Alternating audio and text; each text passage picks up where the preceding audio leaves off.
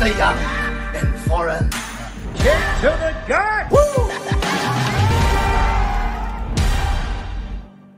Your podcast sucks! Yo! What's going on? It's Mr. Young. And it's Foreign in the building. How are you, my brother? I am good. I got my taping, bro. Cheers to that. I have some... Oh, damn. My drink is in the kitchen. Damn it. Wait. So you're going to do the entire podcast unhydrated, bro? Oh, no. Okay. While you talk or when you throw to a video later, I will disappear for alamak, what the hell? Anyway, how are you doing, my man? I'm good. I had a good weekend. I'm refreshed. I'm actually very, very, very tired. Oh, yo. It's weird, bro. You know, when you go like staycation or you go for like, a hotel stay or what, right? You're supposed to come back refreshed, but somehow you come back more tired. I don't know why. Bro, that depends on what happens during the staycation, you know? Oh, no lah. You just sleep lah. Oh. But maybe you're so used to sleeping in some luxurious bed that once you come back to your actual bed, you're like, I cannot sleep properly anymore. That reminds me of a quote from a legend in the pro wrestling. See, I don't know if you remember this quote, but I did not sleep with that intern. In fact, I was up all night. Praise God to Shawn Michaels. Mr. Haw himself at WrestleMania, if you remember, of course. Oh, I love it, man. You know what's the great thing? I was just watching, of course, A&E's biography. It has been having a great, wonderful series. Every single week they've been putting out episodes, right? So last week was Shawn Michaels one. And they threw out like this extra video on the origins of the Sexy Boy. Yeah. Like how they came out with the theme song. So I learned a couple of things, and I think you might have known about this all along. I didn't know that song was actually composed by Jimmy Hart. Yep, I knew about that. Actually, like, it's funny that you brought up the A&E special, right? And we're probably going to talk about the other special, Dark Side of the Ring, the North Korea one. Oh my God, yes. I feel like a lot of the stuff, if you don't already know, please watch it. It's very fascinating. But I think because I listened to enough... like Eric Bischoff's podcast and, the other one, I forgot what it's called. Something to Wrestle With. Like a lot of these stories, I'm like, okay, I've heard these stories before. So I'm like, all right, it's interesting to see like sort of from a visual point of view, but to hear these stories again, I mean, it'll always be interesting stories lah. You know what's really cool? I really feel like if you combine all the crazy road stories, right, from all the wrestlers, right, we can make an amazing like Game of Thrones style, white collar style TV series, like Soprano style. You know what I mean? Yeah, like bro, like a Netflix series or HBO Max series. Can you imagine multiple seasons with different characters, dude? Yeah. Because sometimes I honestly feel like the outside of the ring stuff is so compelling. Like, you know how they make all these sports drama into TV dramas like Friday Night Lights lah, whatever it is lah. Yeah.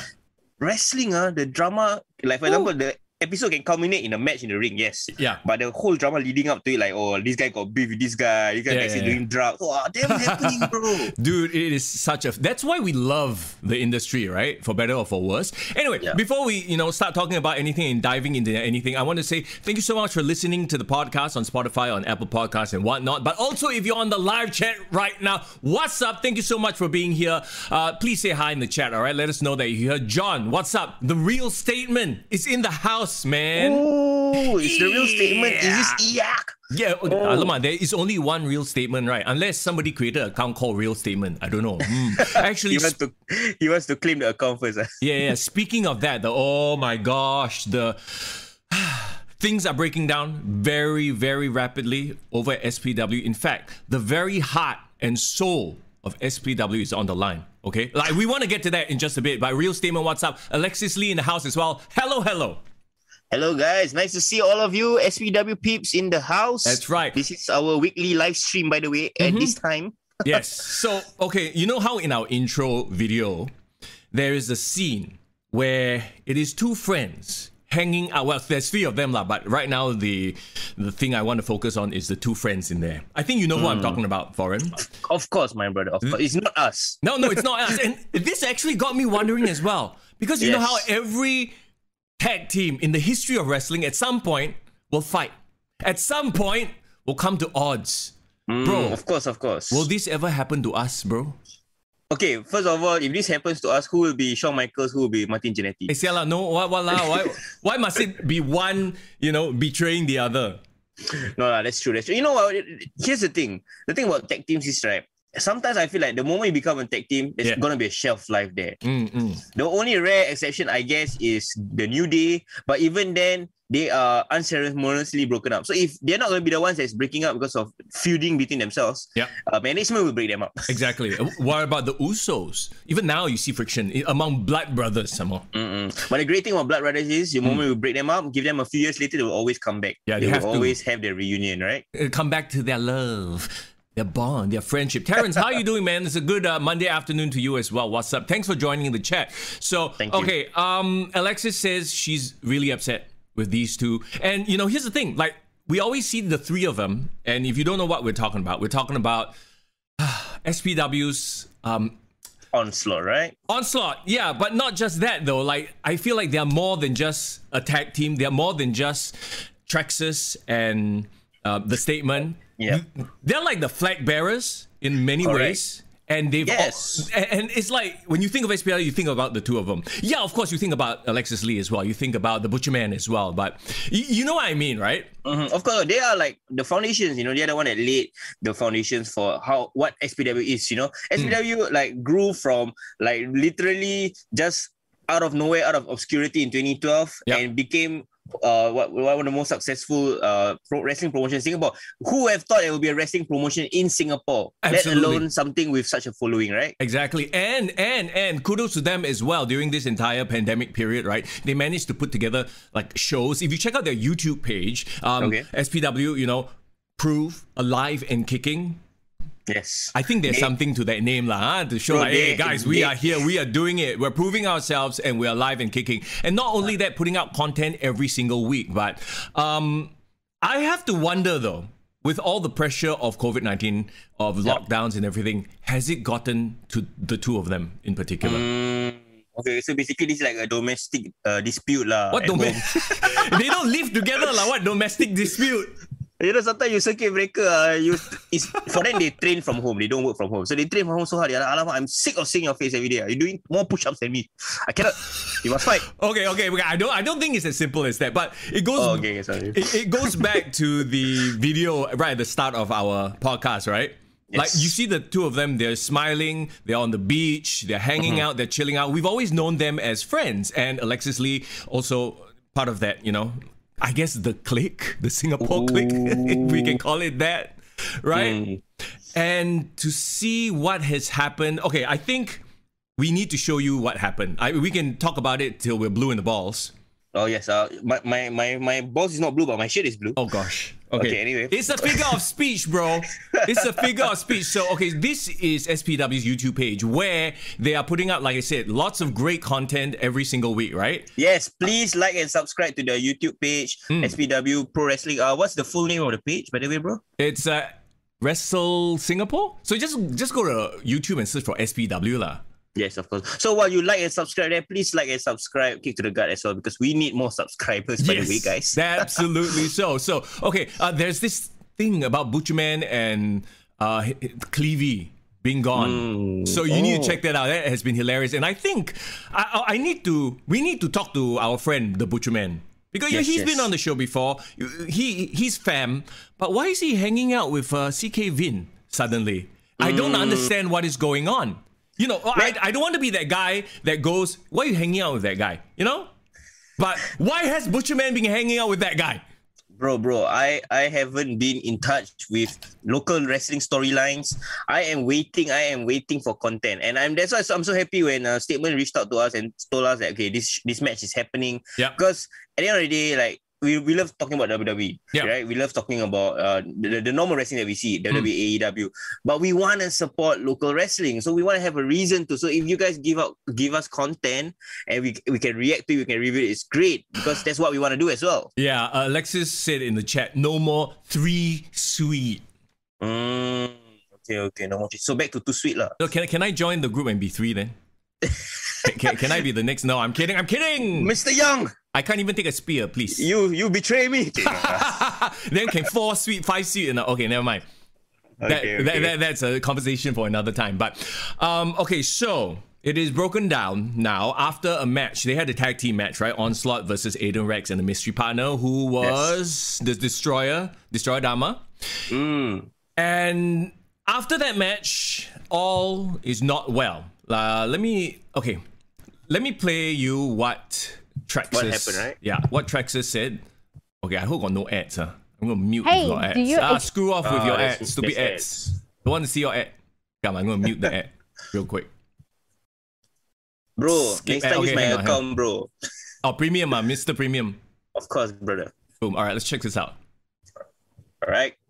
Before new restrictions, guys. Andrew, I know you must be wondering why I haven't been returning your calls or responding to your text messages. Kinda ghosted, no? Well, that's because Blue I kena know blue tick, that bro. you wouldn't listen. Not unless I made my message public. So I've been thinking a lot lately. Thinking about you. I think I speak on behalf of most of the SPW roster when I say that having you as the Southeast Asia champion is an embarrassment. Ooh. You are no longer the once ferocious Statement that we all once knew. Instead, the Statement has become someone that just wants to party, have drinks, and being an Instagram cam whore. And don't get me wrong, I'm not opposed to having a good time.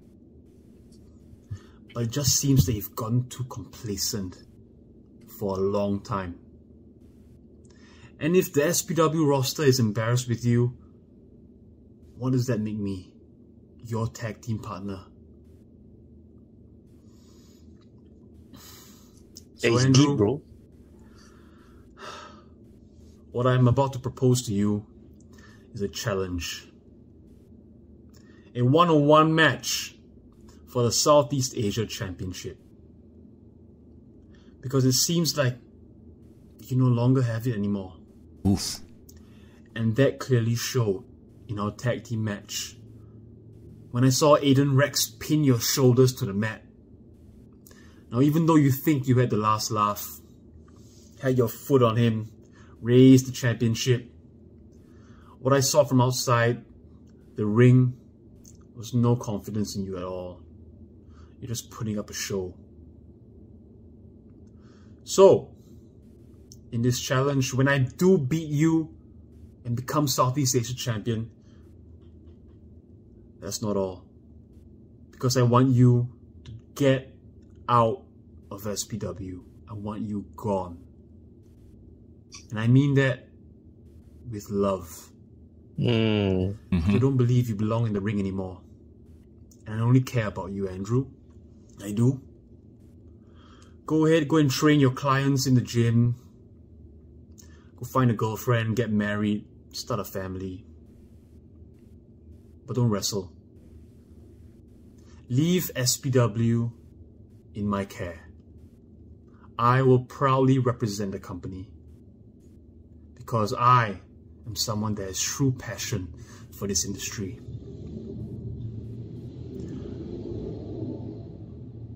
And you know what?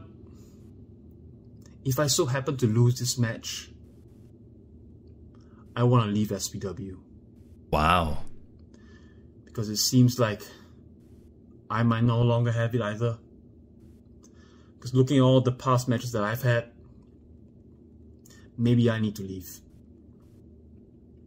But let's face it, you and me, one-on-one, we all know who's going to win. You don't have to be a historian to know what the result will be. So the only way you're going to communicate with me is if you accept my challenge. So let's really find out. If you really are the Statement, if you are still the Statement, you will accept my challenge. Because we need this match. Because the outcome is for SPW. Bro, Nice. what? Okay, break that down real quick before we play the reply. Bro, the student is threatening Good to become grammar the and teacher. spelling Oh, are hold important. on. But if you stupid ads just popping up again. The ads, is at the end of the WWE video, always they play the music very, very loudly, very annoyingly. Yeah, right. Yeah, it's the same one. As I was just saying, I feel like the student has become the teacher. Yeah. Right? Trexxus, trained by Statement. Remember, he was on the show a couple of months ago. He was telling the story of how he approached Statement at the gym. Say, hey, I know you're a wrestler. Can you train me? Look at him now, bro. I know. Well, okay. I mean, we've talked about this before, right? Like, we always looked at Trexxus thinking to ourselves, all right, this guy has it. This guy can be, the next guy, right? And you have to wonder, has this been festering in his head for the past, I don't know, weeks, months? Like, why did it escalate? Like, when we talk about that escalated quickly, you know what I'm saying? Yeah, so, man. I have to think, has this been sort of been there, but he just didn't want to, make it a thing until finally after you've had months and months to sit on your ass and think about things, and he's like, you know what, I should be the man. I should be the champ. At what point did Trexxus realize that, you know what? I might have just surpassed Statement. He might have realized at some point, like, you know what, I'm actually better than him on a lot of levels. Yeah. And this is not just a tag team partner calling out a fellow tag team partner for being complacent or dropping the ball. Yeah. Because, hey, come on, let's face it, man. Isn't Statement has carved his entire reputation on being the party boy of Singapore Pro Wrestling? Isn't he supposed to be the Ric Flair? He's always partying, profiling, and I don't know which bar he always goes to, bro, but like, you never chill me. So rabak, bro. But anyway, he has been that guy for the longest time. But it's only now... Sean. Oh, bro, you know what? I keep thinking somehow Statement is just going to appear on the Zoom and like... Well, I mean, yeah, I know, video right? reply. But he is in the chat and he says, my life, my rules. Nice. Alexis is like, you know what? Can we just have a drink over it and then just patch things up? But I think we've moved beyond that point right now. Yes, indeed. Yeah, so that's what I'm saying. Like, if Statement has been doing this for the longest time, this is part of him as a character. So... at what point did Trexxus realize, I'm going to call him out? Is it because when he knew himself that he's ready to take him out? Yeah. Bro, I think we've all been in that position. I know I have, right? When you are working with somebody for the longest time, and then you feel like you surpass them, but out of respect, out of, seniority maybe even, right? Maybe they even train you. You stick with them. And then you feel like, but actually I have more to show. But out of respect. But then how long can you just hold yourself back when you know you can do more, right? And after the past few months of sort of like not really hanging out maybe because of, COVID, they're staying at home, he's had time to think. And then he realized finally that, wait a minute, it's time for me to step out of the shadows. But also, like, I wish we had Trexxus here to give his point of view as well, because I want to pick his brain as to why it has to be me or you and the other one has to leave. I can't coexist with you anymore. Why is there no friendly in between here? Yeah. So here's the part that makes it really, really interesting. He proposed the loser leaves the promotion, right? Yeah. What could this mean? Say scenario one, right? Statement wins. Trexxus leaves. You have supposedly the biggest potential star in wrestling in Trexxus being kicked out by the main guy in Statement right now. What does that do? If so-called Trexxus is excommunicated from his own home promotion, does he still stay in Singapore? Right. Does he start a new life somewhere else? He's going to build his reputation somewhere else? Bro, it's not like we can travel, huh? Right now. Oh, yeah, lah. So he just moved to Changi or something, lah. But yeah, I know what you mean. And what does it mean the other way? It's like the Statement is synonymous with Singapore pro wrestling, or just the wrestling scene in general in Singapore, right? What does it mean if he has to leave? Not just the championship. Yeah, the title is on the line, yes, and that's very prestigious. But it's like I said, it's not just a battle of titles, of egos. It's the battle for SPW's soul right now. Yes, like you said, if Statement leaves, this guy is supposedly SPW, right? Yeah. We all know him from the main events. He's always there fighting against all the big international superstars and all that. That clears a whole entire pathway because there's no one at the top. But bro, us saying that, right? I just realized, couldn't that be the catalyst, the reason that Trexxus is like, you know what? I'm the face. I should be that guy. I want to take over that spot right now. So as long as Statement is here, I can never be the embodiment of SPW. So he's like, you know what? That's why I need to get rid of him. Yeah? Yeah. Let's throw the question out to Statement if you're still on the chat. Like, what would it mean for you to have to defeat your tag team partner who's basically right now calling you out, man? He's calling you. He wants your top dog spot. What does it mean that you have for you to be able to beat him now? In a lot of ways, your best friend, not just tag team partner anymore. We've seen them party together in their Instagram videos, hanging out, working out, that kind of stuff. And Alexis, what does it? How do you feel? What does it mean to you that your two good big brothers who have been there for you, look out for you and stuff like that, now they are like fighting and one has to leave, and it's not like, you know, they fight one time and that's it. No, like one has to go apparently. Well, Alexis also says Trexxus hasn't been picking up her calls. So you know, it reminds me of something that happened on SmackDown. You see what happened on SmackDown? What happened? Not on SmackDown. So the SmackDown after show. SmackDown. Was it Smack Talk? Talking Smack. Talking Smack. Talking Smack. Alamak, Smack Talk. Raw Talk. Smack Talk. Yeah, you know what? Something very interesting happened. So, obviously, if you guys didn't see, Aleister Black make his long-awaited return. Yeah, and it was very brief, but it was amazing, right? He did a black mass. He basically challenged Big E. So on Talking Smack, Paul Heyman actually was interviewing Apollo Crews. Yeah, and you know, he was saying like, "Hey, share with me. Come, share with me, bro. You can share with me. How do you do it? How did you get in contact with Aleister Black?" Because he started talking about his time as a executive producer of Raw. He said, like, you know, I was trying to push, like this is like almost shoot shit, you know, almost going to shooting territory. Like, I saw him as a star. I was trying to push him, and I was trying to give these opportunities and character for him, but he was always distant. He never took that chance, never took that opportunity. How did you get him? How did you convince him to come and back you up? And then Apollo Crews was like, hey, I didn't know what was happening, man. This is not my plan. He just turned out, blah, blah, blah. And then he said, like, what do you mean you can't contact him? Maybe his phone is broken or something. That's why you can't contact him, you know? Okay. So if you think about it, like, I feel like it's as if Aleister Black is similar to Trexxus in this situation, bro. Okay. He has gone rogue.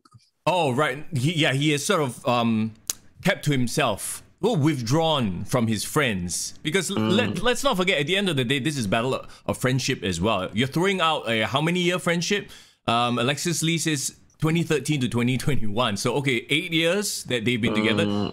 Yo, like some marriages don't even last that long. Okay, bro, old enough to have a primary 2 kid, bro. Exactly. Statement says, if I'm gone, I guess I have to get a new career path. Acting or personal trainer. See, that's a very strange thing for the Statement to say, because I feel like the old Statement would be like, I would never be gone. So I'm like, whoa, is there merit to what Trexxus is saying right now? That maybe the Statement. I'm just spitballing, bro. I'm just throwing out what I see, ideas, what I think. I mean, the fact that Statement says that he is basically exploring other career options other than being a wrestler, bro. Whoa, okay. And like, bro, that's big, bro. That's big. Yeah, let's take an example from mixed martial arts. They always say in mixed martial arts, if you don't have your heart 100% in it, if you're off modeling, doing TV shows, that's when Ronda Rousey got knocked the fuck out. That's when Conor McGregor gets knocked the fuck out, right? So that's true. That's true. You wonder, is Trexxus noticing this stuff? Is he saying, yo, that's the reason why I think now's the time. Now's the perfect time. Strike while the iron is hot. Yeah, that could be it, bro. That could exactly be. Maybe Statement has been getting all these opportunities. We talked a couple of episodes ago saying that, you know, he had a role in this Octo Channel TV show for kids TV show, the Bone Smasher, right? So like, he's getting opportunities in media, like you said, like he got his clients in the gym, his training. He have so many hands in so many pies. Yes, yeah. I don't know why that sounded weird, by the way. He has his hands in so many pies. What kind of pie? You know what my favorite pie is, foreign? Poontang pie. Hey, no lah, apple pie. What bro? I'm married, bro. I'm married. I like apple pie only. Okay, Ken. Understand. You're totally not Undertaker and Kane then. No. Because remember that scene in Raw? Undertaker asked, do you know what Kane's favorite pie is? Poontang. Oh my god, that was so long ago. Attitude Era, right? Yeah, man, that's amazing. Statement says every hit will be from the heart, but this match has to happen. Whatever he says, I have to prove him wrong. Okay. Nice. Yeah. So okay, let's take a look at the Statement's response to Trexxus' video right now. Let me play you the video. All right. Hopefully no ads. Damn it, YouTube. Sean. Hey, Sean, huh? I heard you loud and clear. You ungrateful little bitch. After all that I've done for you and your career, is this how you're gonna repay me? You want me to leave my promotion? You say that I'm washed up, I'm a has-been, I'm an alcoholic who loves to party, then to kick ass in the ring. Who are you to judge me? I mean, God has blessed me with good looks, great charisma, amazing personality, and I just can't help it. If there's a long line of ladies wanting to get smashed by the Statement, it's free, right? You like free stuff, so why not, right? Poontang pie, bro. Poontang pie. That I helped you turn into a man, from a boy into a man. I showed you the world. I mean, if it's not for me, right, you'd probably be a big-ass nerd who loves to watch Star Wars, play your Yu-Gi-Oh cards, eat your chicken breast, the only kind of breast that you'll be eating. And of course, exercising with your phone. Oh my god, bro, this is amazing, bro. I mean, this is quite a good joke, right? You gotta give it to me, it's quite a good joke, right? But you know what's the biggest joke that you cracked? Yesterday.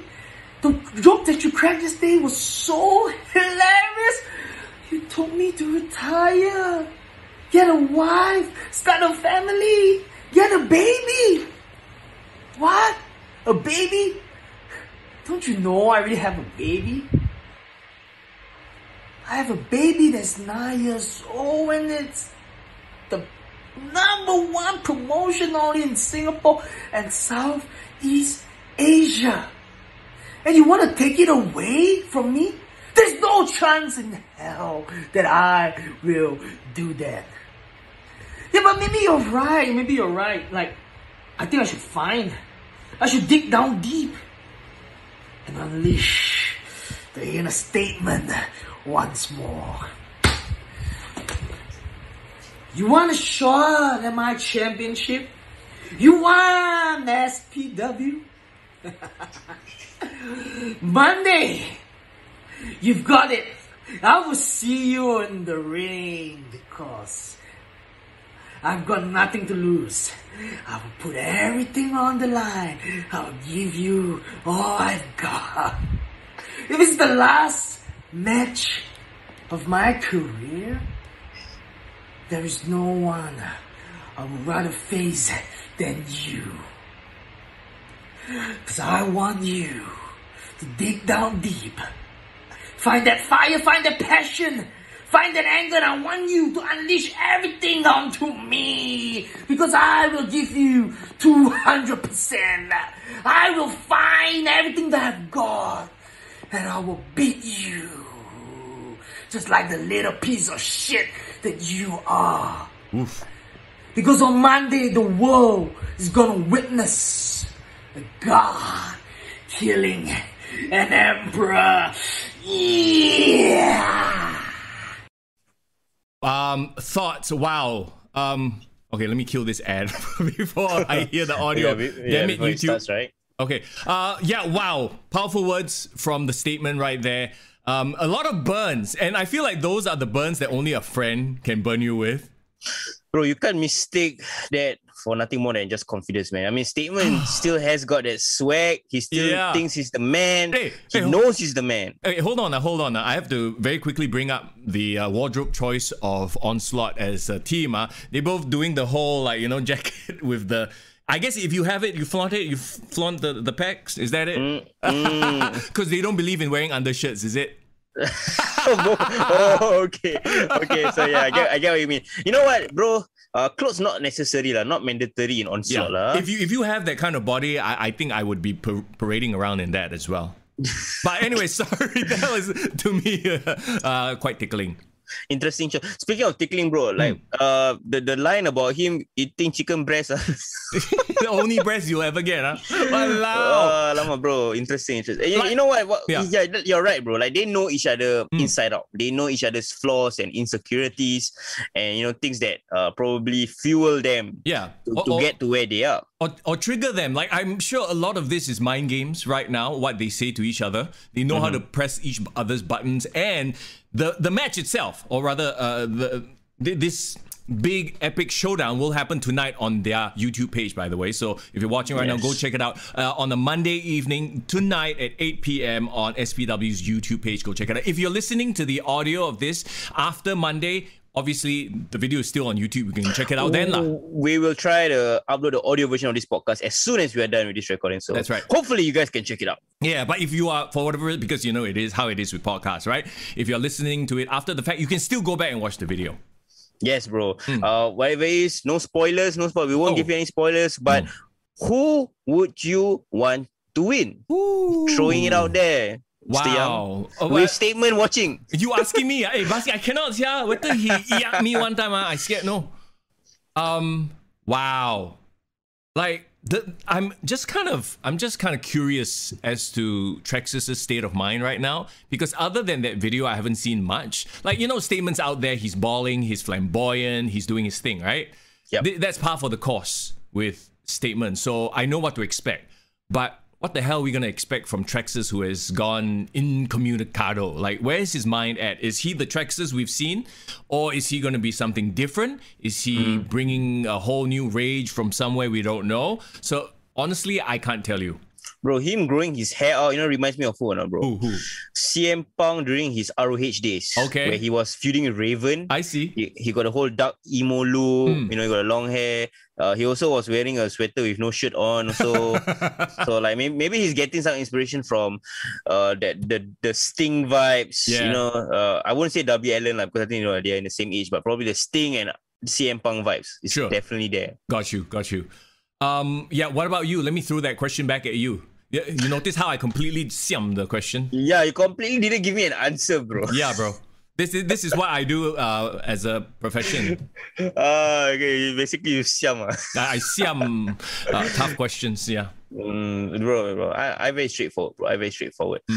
I want the Statement to still be in SPW for sure. Okay. He is the man in SPW. See, here's the thing. But wait. If it's not career versus title, or actually not even career versus title, it's either or, right? Like either you are the champion and you stay, or you go. Yeah. But here's the thing, bro. Ric Flair also was the man. Yeah. Until Shawn Michaels took Old Yeller out.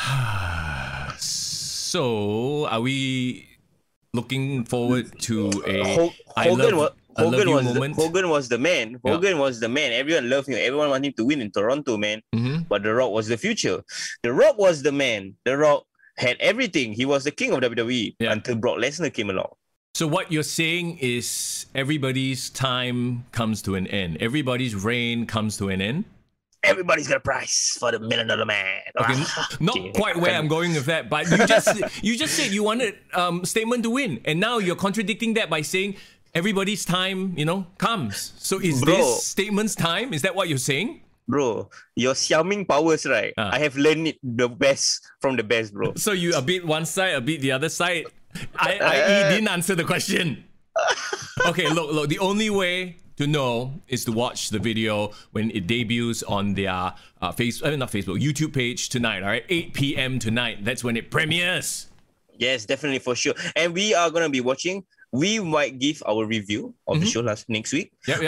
Along with, obviously, our Double or Nothing review. Oh, gosh. Which, yes, we have to talk about AEW really, really soon. But yeah, just to wrap a bow on whatever is happening in SPW. I understand SPW Proof is a series, right? Yes, absolutely. So there's a series of videos that you can check out. So maybe if you haven't been catching up or you've been just chilling out way too much, go to their YouTube page. All the videos are there. Like I said, there's the stuff with the Butcher Man, and Clevey disappearing. He's hanging out with CK Vin, aka LJB. Don't ask me what LJB stands for. I will not ask. I will not even bother to ask. And then, yes, then there is the Trexxus and Statement stuff, which is... Yeah, wow. I'm happy that SPW is giving out content during this period of restrictions and all that. It's tough because we love watching local wrestling live. Coming to the shows and enjoying the matches in person. But this is the next best thing. Yeah. And if you want to keep the promotions going, we should support the content online as well. So go ahead and like their videos. Share it. Like our videos, share it, hit subscribe everywhere. You know what's up. You know what's up. Anyway, Alexis says, hey, 3 of us back together, drinking, partying, working out, ish, wrestling all over the world after COVID. That's what she hopes for. Well, nice. Maybe here's the thing. Maybe after one of them leaves, they can get back to just being friends and not have to worry about who is better than the other. Very, very tough, because knowing how competitive both of them are, true. This is more than just saving face, bro. This is like a matter of like pride, Hey, question, Alexis, are you going to be involved in the match? Will you be at ringside? Because is she gonna be the Lita to the Hardy Boys? Oh my god, conflicted. Yeah, because she cares for both of them, that kind of thing, right? Yeah, definitely. Ooh. Okay, we need to watch to find out. Tonight, 8 p.m. Go check it out. Definitely. Guys, thank you so much for joining us on the stream. When we have other listeners streaming in later, when we talk about AEW Dynamite, hopefully they can see the entire conversation and they know that there is going to be a big epic match happening tonight. Absolutely. So there you go. Once again, Singapore Pro Wrestling on YouTube. Go give them a subscribe and watch the debut, the premiere of, Loser Leaves SPW. The battle for SPW Soul is happening tonight. My God, it's happening tonight. How crazy is that, right? Yeah, man. In the meantime, all right, before we get to AEW, and of course, we need to preview their big Double or Nothing show that's coming out soon, right? Yes. Let's talk a little bit about, I know you wanted to bring this up, the Dark Side of the Ring. The latest episode was about the North Korea show. And like I said, I already kind of knew this story because I listened to Eric Bischoff's 83 Weeks. Yes. And he has an episode on that as well. So while I was watching it, I don't want to say I was bored because at least it was different because they interview all the fellas. They interviewed Scorpio Sky. They interviewed Scott Norton and Eric Bischoff himself. But I'm like, okay, I know this story already. But what did you think of the episode? Here's the thing, bro. Maybe I underestimate so-called the reach and influence of wrestling throughout history, right? The fact that Antonio Inoki, who is apparently, I know he's a wrestling legend, almost like a wrestling god in Japan. Pinochism, in Japan, right? The fact that he used his clout as a wrestler to try to broker diplomatic solutions, to try to go broker for world peace. When he was decades ago, he held festivals called the World Wrestling Peace Festival, that kind of thing. I think it's incredible that the power of wrestling can be used as a force of good to actually make real change in the world. And it might be idealistic because obviously when you watch the episode, it didn't lead to any sort of significant change or what in North Korea, for example. But the fact that wrestling can be used as a tool to help make the world a better place and actual change. They were talking about how he went to negotiate Japanese hostages from Saddam Hussein. Like this kind of stories, when I hear it, I'm thinking to myself, wow, it's incredible. When people say, wrestling is fake, but then it creates real change. I don't know, man. It's pretty crazy to think in that way, Very quickly, I just saw the message from Alexis. I said Scorpio Sky. I meant Too Cold Scorpio. Wrong Scorpio, bro. Wrong Scorpio. The worst part is just went way over my head as well. Yeah, you didn't even realize I said Scorpio Sky, huh? Yeah. Too many Scorpios. Alexis, feel free to please stay and hang out with us, and we're going to talk a lot of wrestling shit after this. Alexis says she's going to drown herself in alcohol. Hey. You see the two men. I want to say two boys, but they're two men, huh? Look at what you've done to your best friend. Ayo, bro. Girl, don't get too drunk, girl. When you get drunk, get indoors. You can only be indoors, right? Yes. Maybe we should have a Zoom drinking party. Anyway. Oh my God, should do a Zoom drinking game. Oh God. Anyway, Irvin, how you doing? Thanks for dropping by chat, by the way. Yeah, man. What's up? Talking about that whole issue. And they also mentioned like Inoki was doing it as sort of a political play as well, because he wanted to further his political aspirations in Japan itself, and to be able to broker like quote unquote peace deals. And I think getting Muhammad Ali, especially during their era, was huge for them, right? That's crazy, right? Yeah, but I was very, I wouldn't say amused, because I guess in that era, a lot of people didn't really know. There wasn't like, the internet wasn't so big that people could just learn about what goes on in North Korea, what's happening here and there. Like, they had no idea what they were stepping into. I think in this day and age, if they told you, hey, bro, you want to go North Korea? I'd be like, because I would know. I would have read and heard about it, right? But in those times, I'm sure they're like, oh, okay, I've heard a bit, like bits and pieces about North Korea.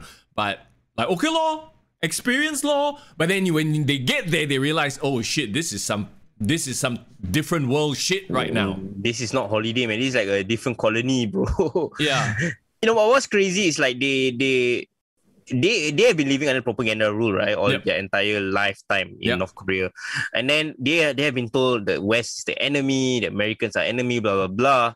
And then one time you got the most American looking person, Ric Flair, with his blonde hair appearing there, like, they probably think they saw an alien. Like, for the rest of it, they might think that they stepped into an alien colony, but the Koreans themselves. Yeah, and plus, the whole story of Eric Bischoff just going out of the hotel to have a jog and scaring the locals, because the locals hadn't seen a white guy before, and they're like, oh, their whole lives they've heard that white people, or the Western world, they were like evil, like the bad guys, right?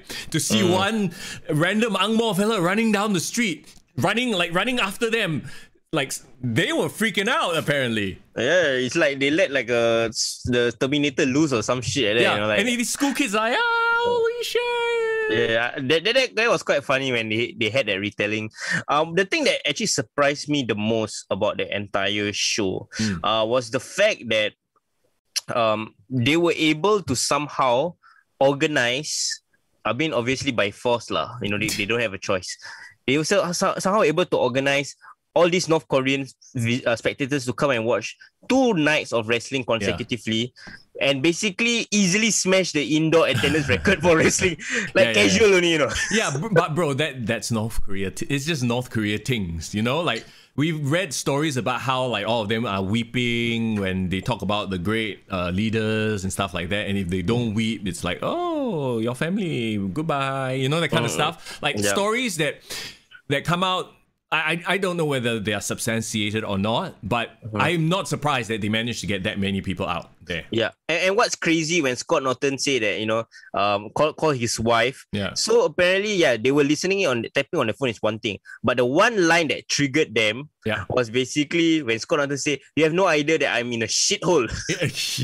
So calling North Korea shithole led him to get fucking interrogated, which is funny lah in my eyes. Have you ever been to the DMZ, by the way? What's DMZ? The demilitarized zone. So the zone, basically the border between North and South Korea. Like, there are tours that go in there, and I've actually, had the privilege of going. Wow. Yeah. Please share with us that experience, bro. Bro, it is like the most tense thing ever, because technically they are still at war, right? They are just, the North and South, they're just at a ceasefire. It's a Sibei-long ceasefire, but technically they are still at war. You know what I mean? So like then there are like American soldiers there. When they do the tours, they will explain to you, oh, this is happening. There have been like incidents where one side tried to one fella tried to escape, or one fella tried to jump the other side, and stuff like that. So the atmosphere there is always tense. It's always tense. So I got one question, bro. So I can understand people from North Korea trying to jump over and escape to South Korea, but who in their right mind from South Korea want to escape into North Korea, bro? Fuck, I don't know, bro. I don't know. Maybe they want that simple life. You know what I mean? But it's an absolute trip, because if you go there, the south side, you can hear the speakers. The south side playing K-pop over to North Korea. Really? Yeah, it's like to tell them, hey, look at the cool pop stuff we have over here. North Korea is playing propaganda to the south side. Come on over, it's better here. So it's like 2 giant speakers, on each side of the border, telling each other how great life is on the other side. Okay, so I got a question. So like, one side is South Korea, one side is North Korea. And the demilitarized zone is like a huge, like a huge pathway that's in between, right? Yes, with fucking landmines and shit. Okay, so it's basically like a battlefield. It's like their causeway point, like their causeway tunnel lah. No, it's a lot different. Okay, it's like it's a border, and then there's an entire thick area which separates the north. So this sort of area in between is like a don't fuck around here area. You go in there. It's basically a piece of land lah. Yeah. Got it. So are there like barbed wire on each side or something like that? Oh, bro, there's barbed wire, there's landmines, there's all kinds of shit, like guns pointing at each other. We weren't allowed to take our phones out in case the other side might think it's a gun. Then they fucking open fire and that's shit already. So got people like just for fun, they just throw random objects into the demilitarized zone. Cannot, bro. Hoping to blow up a landmine or some shit. They will fuck you. They'll put you in jail and all that shit. Is there like a what do you call it, act of war by doing that? It could be. That's why when you go in, they really the guides really tell you, okay, this you cannot do. You don't wear outlandish clothing, I remember when I was watching an episode of Conan, Conan O'Brien. Yeah. So he actually visited that area also. And then apparently there's this one room or one small shack house where it's like a demilitarized zone where the people can come from both sides to negotiate. Oh, the blue color one, right? Yeah, bro, I show you. I have the photos. Were you there? Were you there in the blue line? So basically half of that house was the South Korea side. Yeah. Oh, there you go. Yeah. So one side is South Korea, you go out the other door is North Korea. Correct. And then they always say if you step over the line, like a South Korean steps over the line, you're fucked already. So whenever they go over, they never go over solo. They always go in pairs or threes, so that if some fucker try to pull you over into North Korea, the other guys can pull you back. Like apparently the soldiers when they go up, because sometimes they pass messages, right? This is what the tour guide told us lah. Like they will essentially the soldier in front will interact with the other soldier from the north. One soldier will put his hand in the belt to make sure he doesn't get pulled over. Wow. Dude, that's crazy shit, man. Okay, so you were inside this particular room lah. Yeah. So you literally, bro, you were inches away from crossing over to North Korea if you wanted to lah. Okay, technically the room itself is like a neutral zone. So you're not in either side. Okay. So basically that house, that where you took that photo, you're already in the demilitarized zone. Yes. I have a photo inside the house actually. Wow, bro, this is crazy, bro. I know this is not wrestling related, but to me this is pretty interesting. This is the inside where they sit down and talk. So the table is the in-between spot lah. Yes, technically. So you can go there. I'm in south. I'm in north. okay lah, but all the fuckers in there are super. These look at these fucking serious ass. Do you take a photo of the North Koreans? Those North Korean people? Actually, I'm not sure. I forgot if this is north or south side. I think. But you did see North Korean soldiers lah. Oh yeah, of course. And yeah, there are snipers. Irvin says there are snipers in the north side and south side, both sides aiming at each other all the time, just in case some bullshit. Okay, so how did the North Korea look like? Do they look like extra mean? Oh yeah, extra hungry. Of course. Impoverished. This is our American tour guide telling us about shit.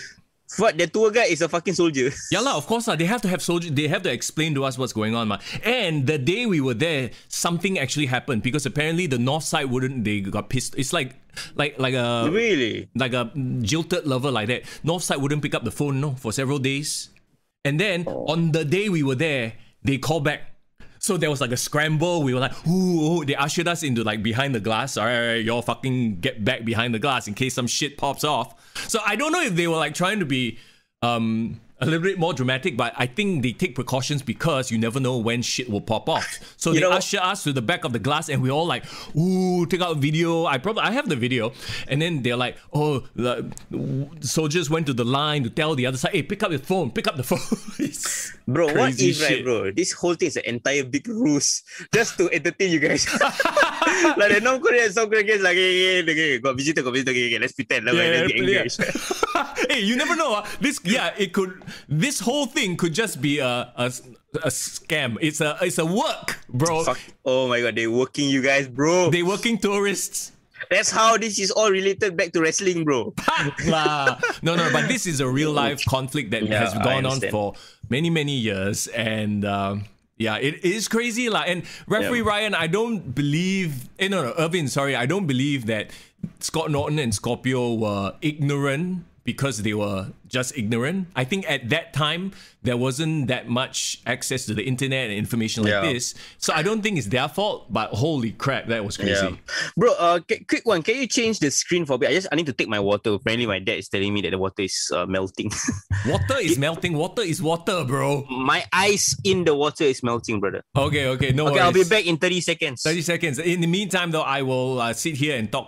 How about that? Please continue talking. Thank you. Chat, how you guys doing, by the way? Referee Ryan, dude, you missed. Okay, Referee Ryan, I assume that you are not going to be calling the match between Statement and Trexxus. Or are you? And also, if you are, good luck, because that's two incredible powerhouses. It's going to be super intense, and, well, they're fighting literally for their SPW lives. So, yeah, that's going to be huge. But yeah, guys, so in just a bit, what we're also going to do is talk about AEW, because they're going to have their big pay-per-view coming up soon, Double or Nothing, right? As we sort of perhaps put a bow on this whole North Korea situation. Interesting lah, that these promotions and what they do for the sake of, I don't know, sometimes it's political clout, sometimes it's money. Oh, Referee Ryan, you are in the thumbnail. Okay. I didn't notice the thumbnail until so accurately. Oh yeah, he is in the... I was asking Referee Ryan if he's the ref for tonight's Trexxus versus Statement. And it turns out, I'm looking at the thumbnail now, that's him, but he's wearing a mask, so I couldn't tell. Nice. Okay, wait, I got a question. Why do all our usual followers, right? Why do you all come right after our segment of SPW just finished? Hey, no, they were makaning, maybe. Oh, okay. I thought you all wanted to let the people the SPW talk on their own, and then there you go. No, I mean, they were having their whole thing as well. So, Zane G, how you doing, man? What's up? Welcome to the chat. So, okay, we've talked about Singapore Pro Wrestling. We just talked about the whole North Korea thing with Eric Bischoff, WCW. Collision in Korea. Collision in Korea. I mean, what other head scratches in terms of big events overseas have happened? I mean, just very quickly, like I know you messaged me about like perhaps WWE being involved in putting shows up in Saudi Arabia. Like we all know that one is a money deal, right? Yeah, but that's a blood money deal, bro. If you think about it. Sure. Holding a show in Saudi Arabia is one thing, but holding a show with the clout of the government, with MBS, if you do not know who MBS is basically now the current crown prince of Saudi Arabia. Oh, not Marina Bay Sands, huh? No, different, bro. Muhammad bin Salam or Salam or something like that. But the point is, right, this guy is a motherfucking dictator, bro. He's the guy who basically ordered the assassination of Jamal Khashoggi. Remember that guy from a few years back? Right. So he was this Washington Post reporter who is like a Turkish-born guy. Basically went into a Saudi Arabia ambassador consulate or some shit in Turkey, got his ass fucking chopped up, bro. Oh my god. Chainsaw, put into packages and basically, butchered up. And it's not Butcher Man who did it lah, but oh god. But the point is, he was killed in cold, in broad daylight. And it's like normalized, like he basically literally this dictator says, okay, I want to kill this guy. Wait, hold on. But is this just all like, hearsay, or is this bro? This is reported. Okay. This is reported. Okay, bro. If you remember back in 2018, this happened just a few weeks before Crown Jewel happened. Oh, right. So obviously there was like, uproar, the fact that, this thing happened. They wanted to boycott, or they wanted all Americans to boycott any dealings with Saudi Arabia. Yeah. Just nice. WWE is in the middle of it because they are in bed with Saudi Arabia. They literally were going to go there and hold a show the next 3 weeks. So after what happened in the Washington Post, and it has been confirmed that he was murdered by the Saudi Arabian government, they took responsibility for it. They continue with it lah. WWE completely left out all sorts of like mention of the fact that Crown Jewel was happening in Saudi Arabia. Try to pretend that they were in somewhere else. Because if you remember the very first ever greatest Royal Rumble, it was completely Saudi Arabian propaganda. Correct. Like Saudi Arabia, and then they were like talking about the women sites, can drive. Yeah. Well, they can bullshit, right? But the second one, they completely left out because they are in a pickle. Yep. But because they had legitimate pressure from the government, from the federal government, from a lot of lobbies to pull out of the deal. Yeah. But they literally just signed the deal. Yeah. And Vince McMahon went like, I ain't not gonna walk away from this Saudi money. Fuck this shit. I wonder though, what does it mean for the future? Are they going to still do it? Are they not going to do it anymore? Are they saying, all right, we're done. We signed a deal with NBC, with Peacock, and we're good for money. Obviously, the supposed requirements of this deal is that they were to hold 2 shows a year. Yeah.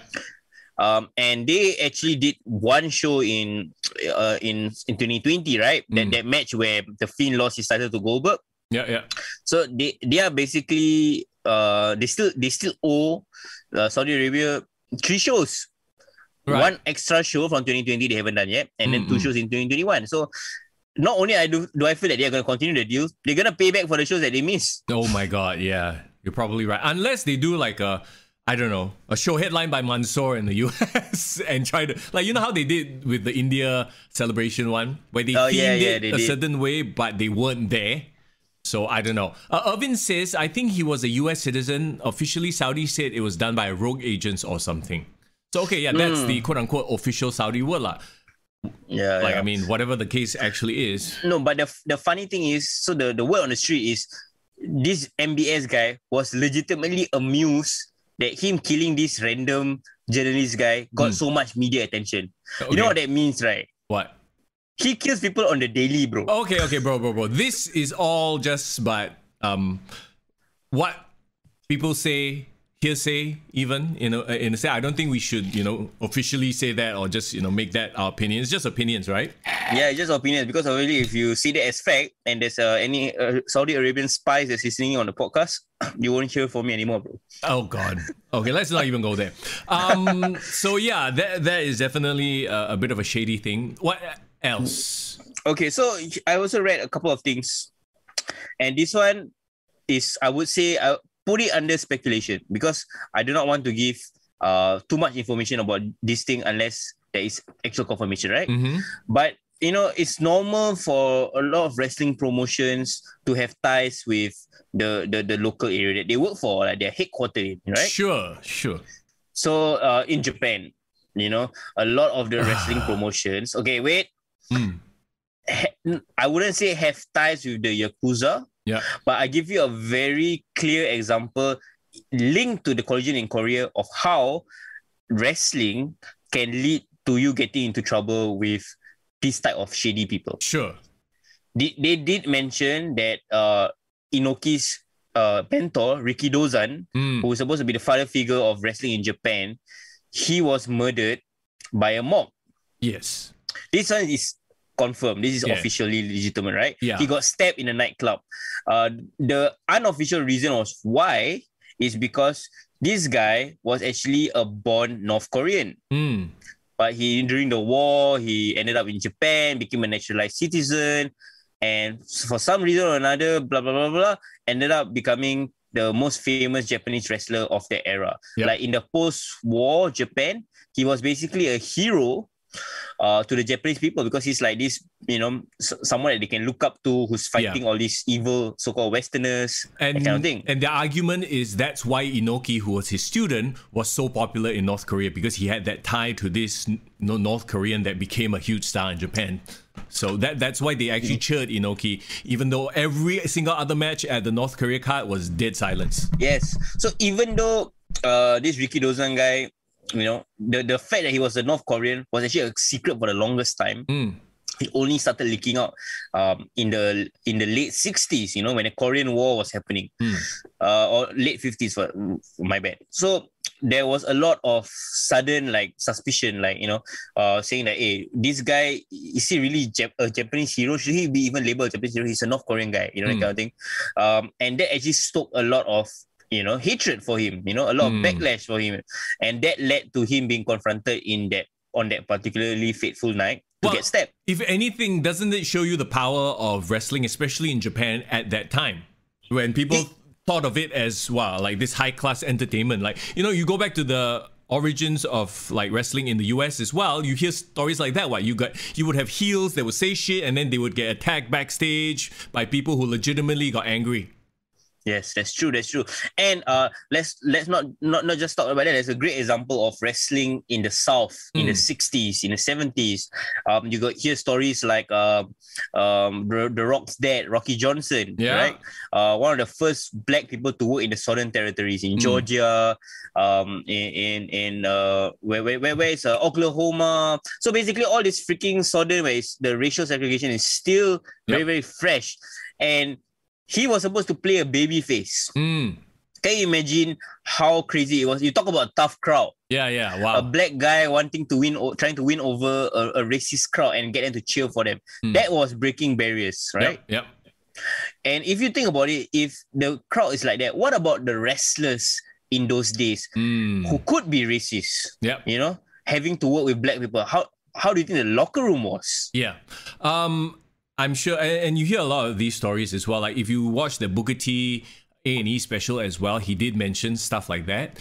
At the end of the day, though, like if you can draw money, you can draw money. And like the one thing I've always, heard these people talk about, like when they talk about Vince McMahon, he didn't care what race you were, as long as you could draw money, you could draw money. So that in itself is like, all right, you're treating people based on their abilities, which is, it's fair. It's fair. It's fair play, right? Yeah, and I think that's amazing. Like a lot of people keep saying like, Vince McMahon doesn't like black champions because there's not so much of black champions around. Like we've only had 3. But if you think about it, Booker T, Bobby Lashley, Kofi Kingston, all these people, they are there on merit. Like they are really great champions, regardless of their color of the skin. At that point, okay, well, I mean, I think a lot of people get upset about like the Booker T versus Triple H match at WrestleMania. Everyone thought Booker T should have won the World Championship. Yeah. Remember that? What do you think about that then? I mean, I feel like it was a creative decision. At the end of the day, and here's the thing. I think us as wrestling fans, we like to overthink things as well. Like, they didn't give it to him because they don't want a black champion, that kind of thing. Like, it was probably just all right, this is not the direction we want to go. It was probably a creative thing. Are they racist? Yes, of course they are. But sometimes a horse is a horse, not a zebra. If you know what I mean. There was that one very sus promo that Triple H did right before that WrestleMania though. Remember? Yeah. He was calling like calling Booker T like people like you. People like you. Yeah, but you see, that was just sort of like they towing the line. Like, did he mean what he meant, or did he just mean sort of like let's stoke those emotions sort of a promo? At the end of the day, they're all playing characters, right? You know what? If you want to talk about the long-term implications of that storyline, people say that might be a bad decision, but you know what? That led to that year, the creation of Evolution. Yeah. And Evolution went on to be the most dominant heel group for that next 2 years. Yeah.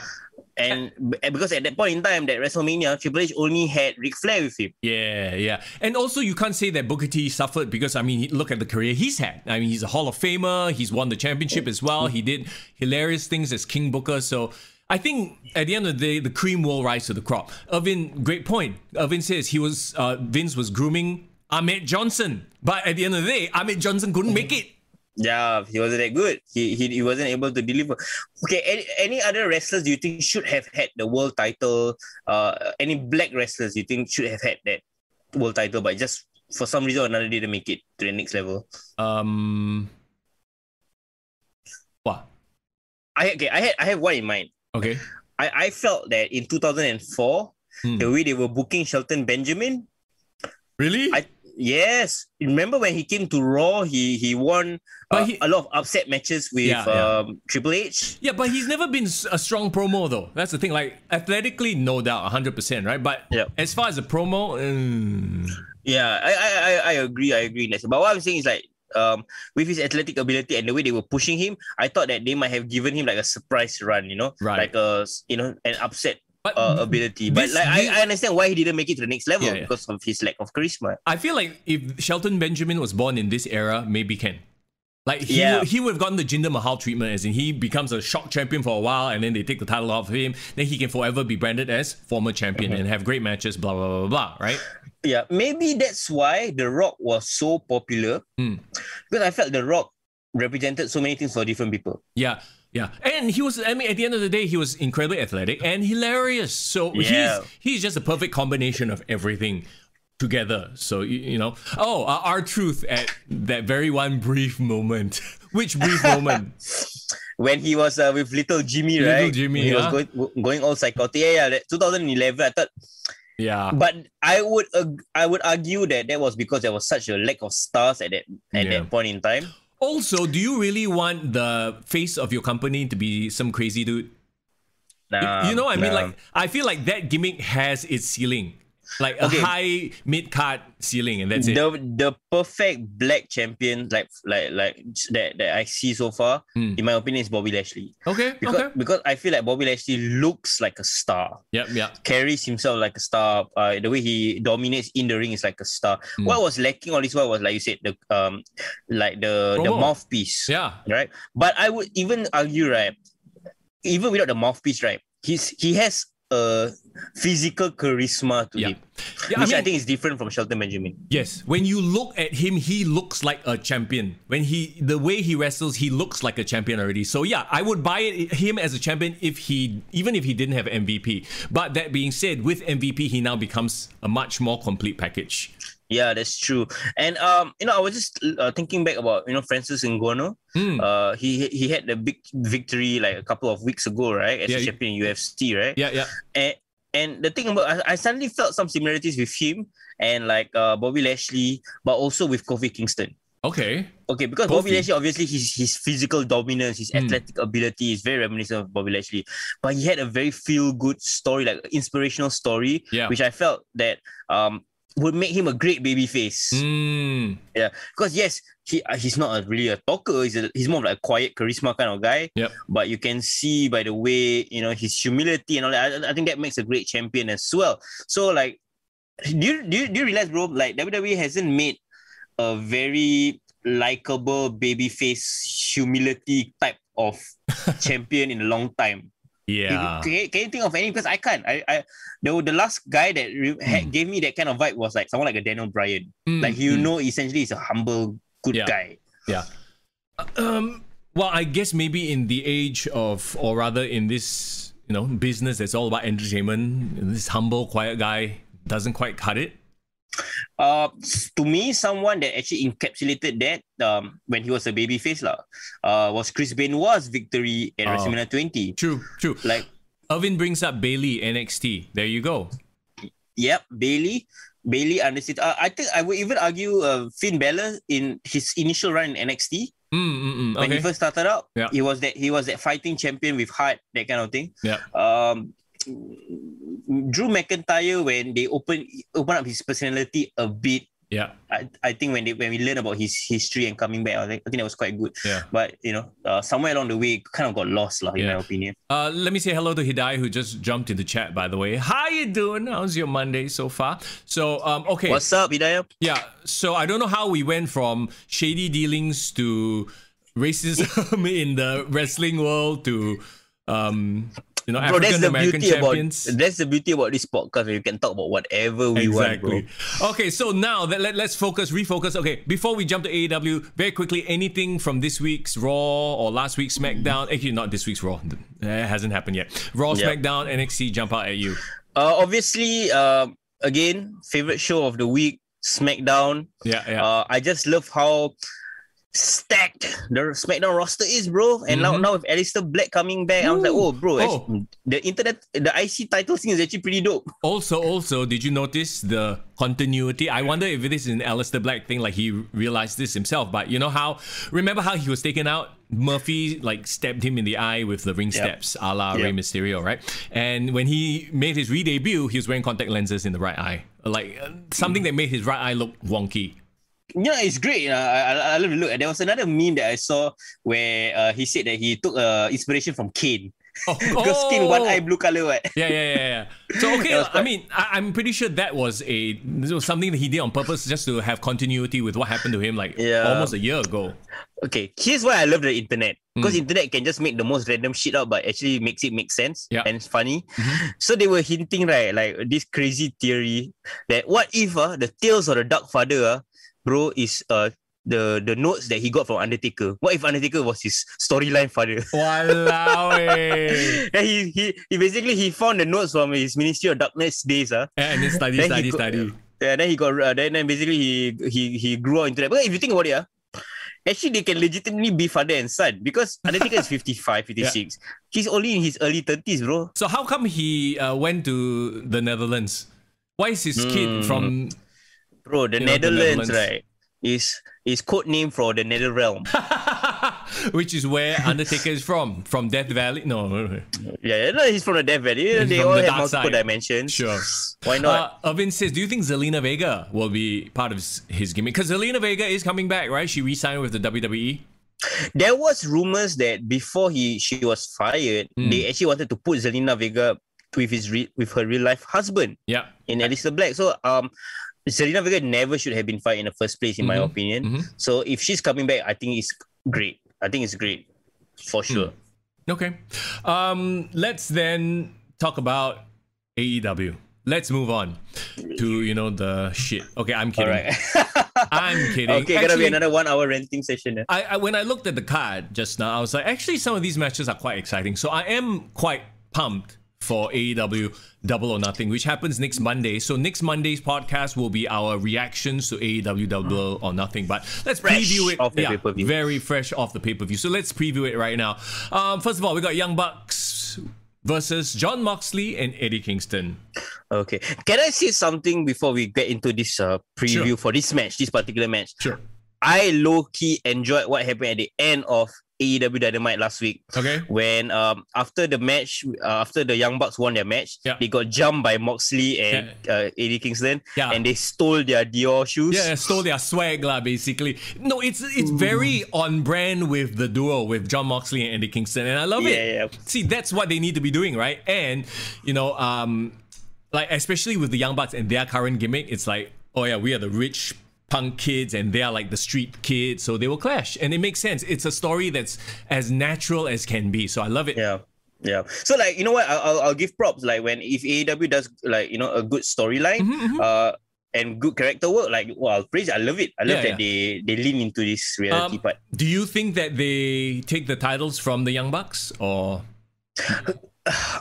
I'm conflicted, bro, because I feel like Young Bucks are still very early in their run. Yeah, true. Like they are too early for them to be called dominant, because yes, they might have been winning matches, but they haven't had like dominant victories. The story hasn't been compelling so far, and for them to lose their momentum that they've built in the last couple of weeks, I think would be a shame. So yeah, I agree with you. I would like to see the Young Bucks screw Jon Moxley and Eddie Kingston somehow. Yeah, somehow I feel like they might sneak out a victory, get a measure of revenge. Yeah. And also because I like Kingston and Moxley in chase mode. Yeah, true. Like, you're right, like Jon Moxley as a champion doesn't work for me. Like, he has to chase. He's a good contender. Yeah, he is. But as a champion, it's like, okay, like, what's next? You know what I mean? And you know what? I think I posted something on our Facebook about an interview that Renee Paquette did about her husband, and she said that he is basically living his best life because he's basically taking up a lot of like checklists of opponents he wants to work with, storylines that he wants to do. And I think Moxley works best not as the face of a company or promotion. I want him to be the guy that goes around doing dream matches, realizing his so-called wrestling plans that he wants to. I think that works better for him. He's like more of a journeyman guy. Yeah. He's best when he's having fun, and you could tell he wasn't having fun in the WWE. So yes, not everyone wants to be the headliner, right? So, and that's fine. That's cool. If this is his goal, this is his goal. And in Eddie Kingston, he has a buddy. They have the same vibe. That tag team just works, and I'm actually low-key looking forward to this match. So there you go. That's the most positive thing I will ever say about the Young Bucks. But most of it wasn't because of Young Bucks. It was because of Eddie Kingston and Moxley. Okay, like I said before, they finally embraced their inner douchebag millennial kid, whatever fuck, YPs, young punks, and I love it, and it works for them. So kudos. Bro. Also, bro, I want to show some love to Young Bucks. Sure. You know why? Why? I am actually currently reading on my Kindle. My current read right now is the Young Bucks autobiography, bro. Oh my god. From the I forgot what's the name of the title. From the backyards to the big leagues. Killing the business, right? Killing the business. Okay, so here's the one thing. Okay, here's something that I would say that is a babyface thing about the Young Bucks. Okay, give them props. Okay. So Matt, the oldest brother, he was actually he was actually clinically dead at childbirth. Oh, wow. Okay. Yeah, he wasn't supposed to survive because I think the mom's what do you call it? What's the thing that connects the umbilical cord? Actually was got tangled up in his neck, wrapped around his neck. Yeah. So when they had to do a C-sec emergency, when he was born, he was blue. So he actually barely survived that first 2 years. So that story was actually something that informed his entire life going forward, because he wasn't supposed to make it, he wasn't supposed to survive. So like attitude, he took it and carried it into like his life and wrestling sooner or later. Another crazy fact that I didn't know was the Nick Jackson was actually born 4 years younger than Matt. So people keep thinking that they are twins, right? Yeah. But they're not. They actually had a sibling in between both of them. They had a girl. Oh. So like a him, then another girl, then Nick. Where is this sister butt?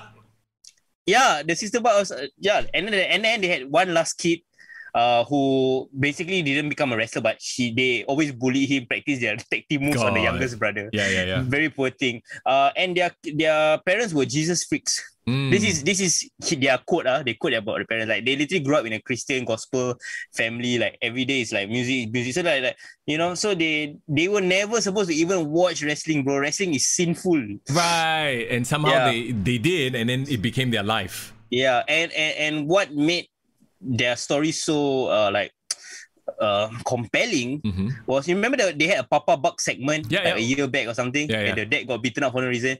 Actually, that was just a low key that they want to do as a love letter to their dad to get them involved in the wrestling angle, because the dad was like a super Jesus Christian freak, right? Yeah.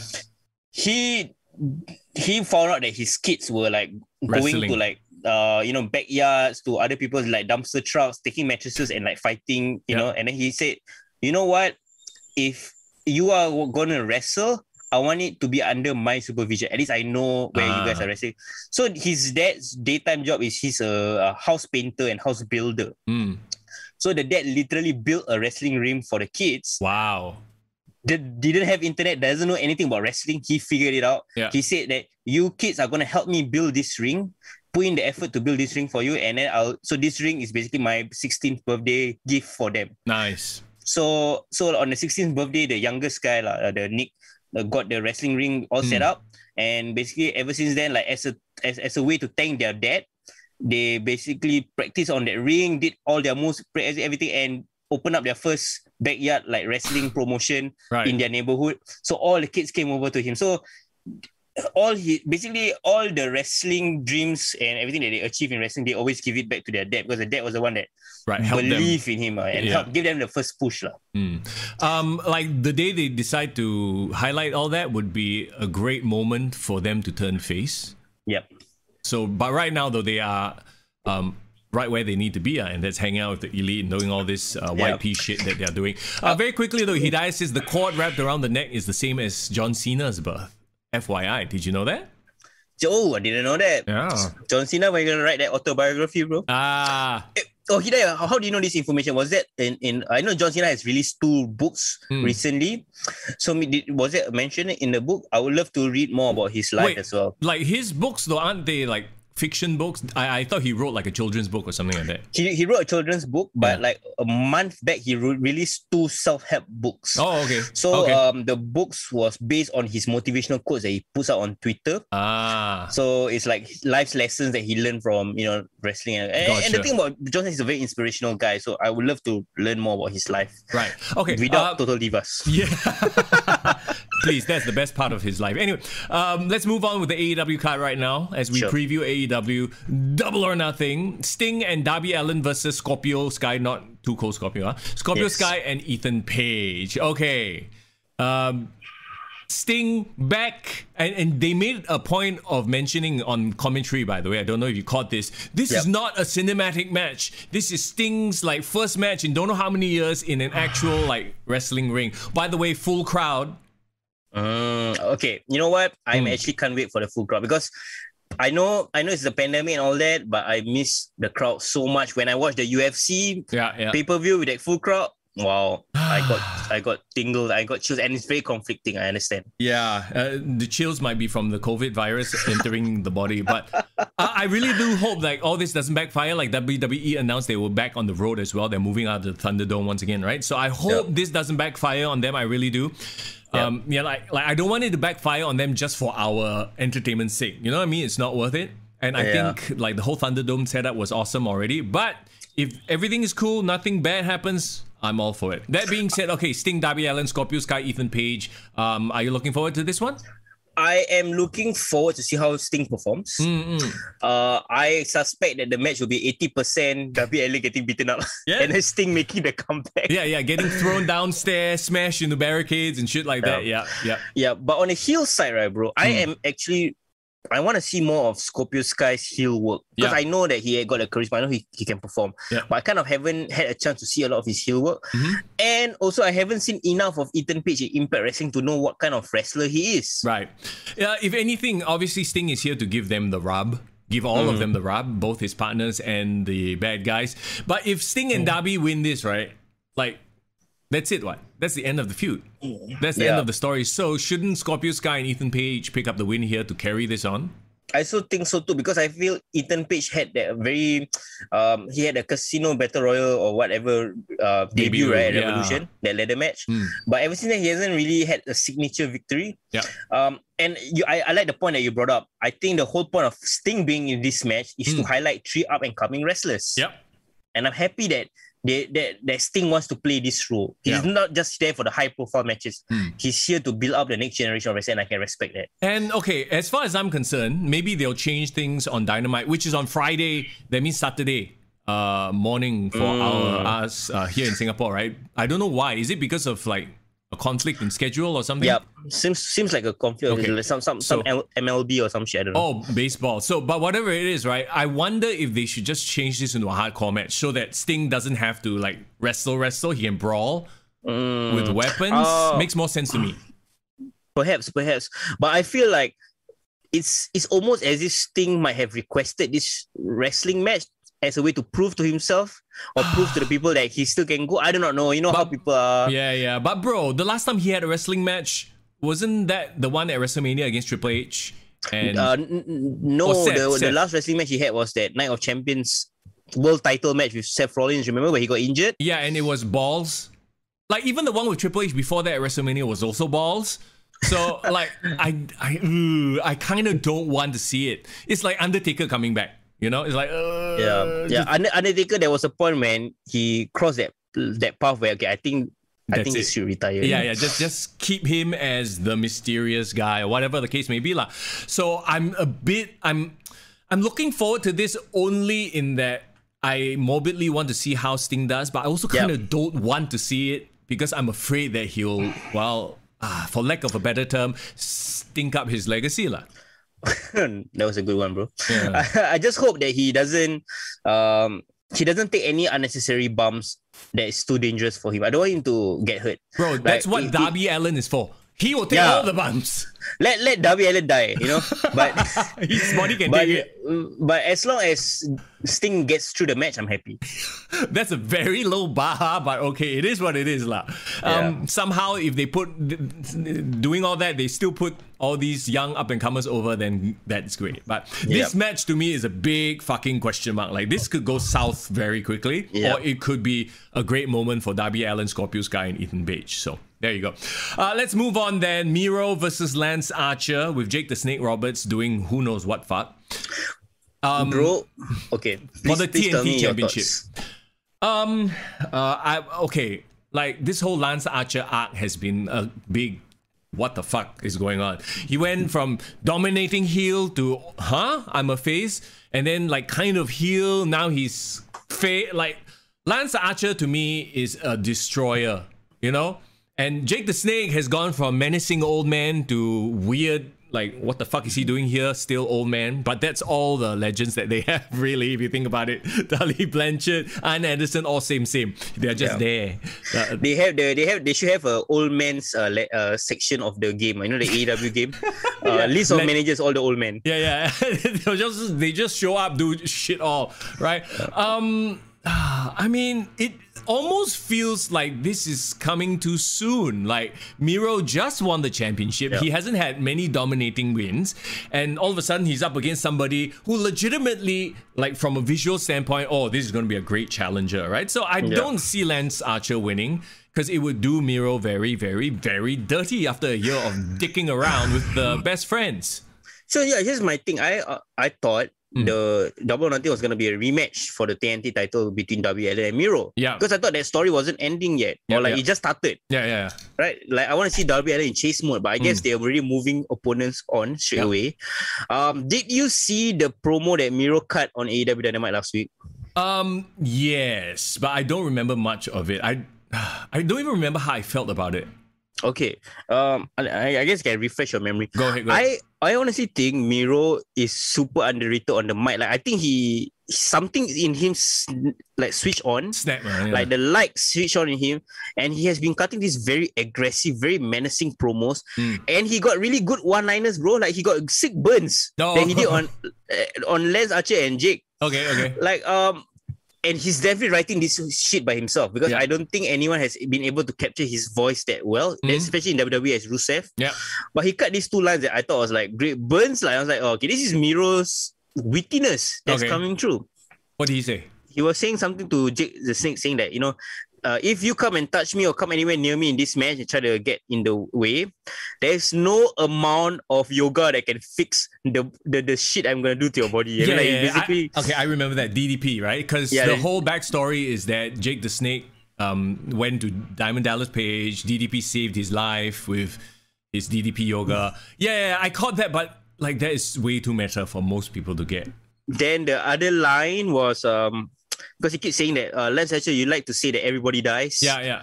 Then he said, but at Double or Nothing, I insist that you'll be the first.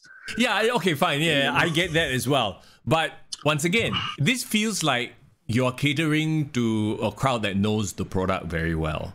But it feels like that's the whole MO of AEW fans. Like, AEW wants to be smart marks, but... You're right. I feel that you are limiting the potential of getting new fans. Exactly. That's why it goes back to, I remember the promo, but I don't remember what was said during the promo, because none of it really, to me, like, the aggression has always been there. We've seen, you know, Miro, Rusev show glimpses of it in both WWE and in AEW, right? I think we just need to hear more from Miro, and more importantly, have him dominate the fuck out of people. Have him do it in his own voice lah. Yeah. My problem was in his presentation of WWE. Do you realize something, bro? WWE doesn't know how to book a menacing monster without making him sound like a stupid idiot savage. Right? Oh yeah. Like Umaga, best example. Yeah, like fucking like why okay, if he's big and menacing and he's scary, why does he have to talk slow and dumb and act like an idiot? Yeah. Well, it is what it is lah. So it almost in a way stereotyping the WWE plays towards that, right? It's a holdover from the 80s vibe of, oh, you know, I'm a trash man, I'm a clown, so I need to speak like a clown or a trash man or some bullshit like that. I think having a very smart cerebral monster, I think would be a great character development. Like, it would be very nuanced as a character to be like that. That being said, why are they fighting? I kind of missed out on why Lance Archer gets the shot. Yeah, so the thing is, I do not understand how Lance Archer suddenly went into the title picture, but he has been dancing around that picture because he wanted to challenge Darby Allin beforehand. Yeah. Do you remember this? He kept interrupting Sting. Yeah. And then he kind of turned face like, I respect you, sort of shit. This was the whole confusing thing about, like, what the fuck is he doing coming out and respecting Sting? So this is what happened, bro. Okay, now I remember. He was keep calling out, talking shit to Sting, right? Yeah. But then Sting did a Uno reverse cut and say, you know what, bro, but actually I respect you. Then he's like, oh, really? Okay. And that made him a good guy? Yeah, that made him a good guy. Hey, it was just a misunderstanding. Sting respects me. Oh my god, maybe there's more to me than I thought. And then Jake the Snake I should love myself more. Yeah, and then Jake the Snake is sort of like, okay lor. And then he's just like, oh, I feel bad because like Jake the Snake, I love what Jake did back in his day, right? His promos were amazing. Now he's just sort of a little rambling fool. Even his debut in AEW, I thought it was a great promo that he cut on Cody. Remember? Hail Caesar. No, I think what it is, it goes back to AEW booking, where they're just booking on the fly, and some people don't do well without direction. And I think it's very clear there is no direction. Best booker of 2020 things right here, man, in full display. There is no real direction. If I ask you to go out and just, what do you want me to go out and do? Just have a promo with Miro. Like, the fuck you expect him to do? Let's just agree that I feel that it's too soon. As much as, okay, it's gonna be a great heavyweight bout. I think it's gonna be Godzilla versus King Kong. You know, they're gonna beat the shit out of each other. But I think it's too soon for Lance Archer to even win anything. Like in this case, Miro has just started. I want Miro to go on a long dominant run. I feel like this match should be sort of like a bullshit finish. So that you give Lance Archer a reason to challenge again, or you know what I mean, and continue this feud. They should do the Strowman and Bobby Lashley spot lah. Oh, spear them through the stage or some shit, and they both die. Yeah, you know, everybody dies. Yeah, everybody dies.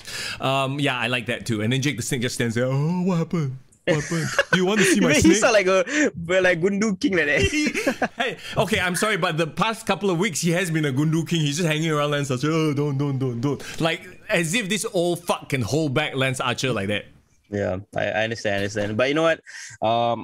I love this version of Miro. Like, I'm happy that he is where he is now, and I hope he continues to dominate. Okay, let's move on. Hangman Adam Page versus Brian Cage. I feel like this is AEW's way of saying, okay, we hear the jokes, let's do Page versus Cage. Yeah. Page versus Cage with DDP as a special commentator or something like that. Yeah, and with Page as special guest referee, and then Christian Cage. Fuck lah. Okay, but you know what I mean. Yeah. What has been happening to Adam Page? Because apparently they say in the commentary that he's making his return or something. Did he disappear? I didn't even notice. He's been sliding down. He went from #1 contender to like 5th or something, and I think they're trying to make some sort of story out of that. So is there going to be a mention of the FTW title being on the line, or just nothing? Can we all agree that the FTW Championship right now, in its current iteration, is just bullshit? It's just a prop. Yeah. The thing is, right, it's always been a so-called glamour title. Like, it didn't mean anything even back in ECW. Like the $1 million title lah. Yeah, it was. But I actually really like the design of the title. I think it looks good. Sure. Like, it's cool. And it fits the aesthetic of AEW. So I kind of want them to establish it as a legitimate title, in my opinion. But the FTW, like, fuck the world, right? It's a Taz thing. It lent... It's on brand with someone like Taz, who just is fuck the world, I don't care. But Brian Cage doesn't have the personality to pull it off. It doesn't work for me. Like, Taz giving him the FTW title just doesn't work for me, because he just looks like any... In fact, Brian Cage looks like a WWE corporate champion. Okay, I get where you're coming from. Okay, let me ask you this question then. The BMF title in UFC. Yeah. That technically didn't mean anything, but it was just a prop. A so-called prop to crown who's the baddest motherfucker between the two of them, right? Yeah.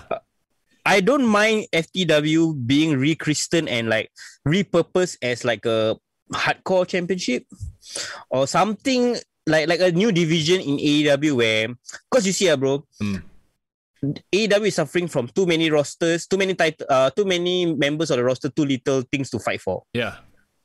So if FTW can be a division or something that gives, yeah, because I feel like right now they have a lot of wrestlers, but they have nothing to fight for. Yeah, but what the fuck is the FTW? Okay, ECW. It was like this title says even though I'm not the world champion, I'm a badass, right? Sure. And who won the BMF title? Who not won lah, but they were given. Wasn't it one of the Diaz brothers? Nate Diaz won it against Jorge Masvidal. They didn't win it so much as this is a prop thing. Like, it's not actually a title. It's just alright, who's a bad motherfucker? That's it, right? And that's what the FTW title should be. But Brian Cage, this is the case of the champion making the title, not the other way around. And now, I get what you mean. The champion is not making balls, not making shit. Irvin says it's so funny how they assume that everyone knows what the FTW title is.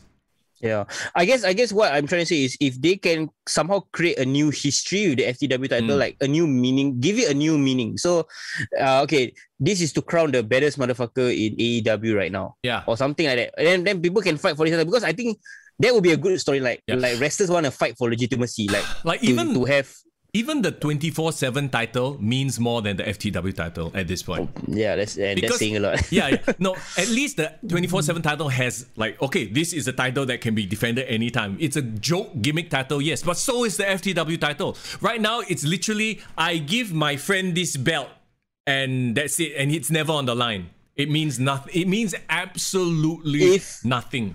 If Tess said, okay, this belt is for the baddest motherfucker in the locker room. Yeah. Who think they can be who thinks the toughest son of a bitch? You want to challenge him? Go get the title. Yeah. I don't mind that. Yeah, exactly. And then Brian Cage every week beats down motherfuckers, and I'm the FTW. Then it makes sense. You're right. Exactly. That's why they did like US Open title, whatever, TNT every week. When you defend a championship, then it means something. If you are just using it as a prop, it means absolutely nothing. I want titles to have meanings, like if I was to be running a promotion, bro, I want titles to have a meaning not because of the weight class of the person.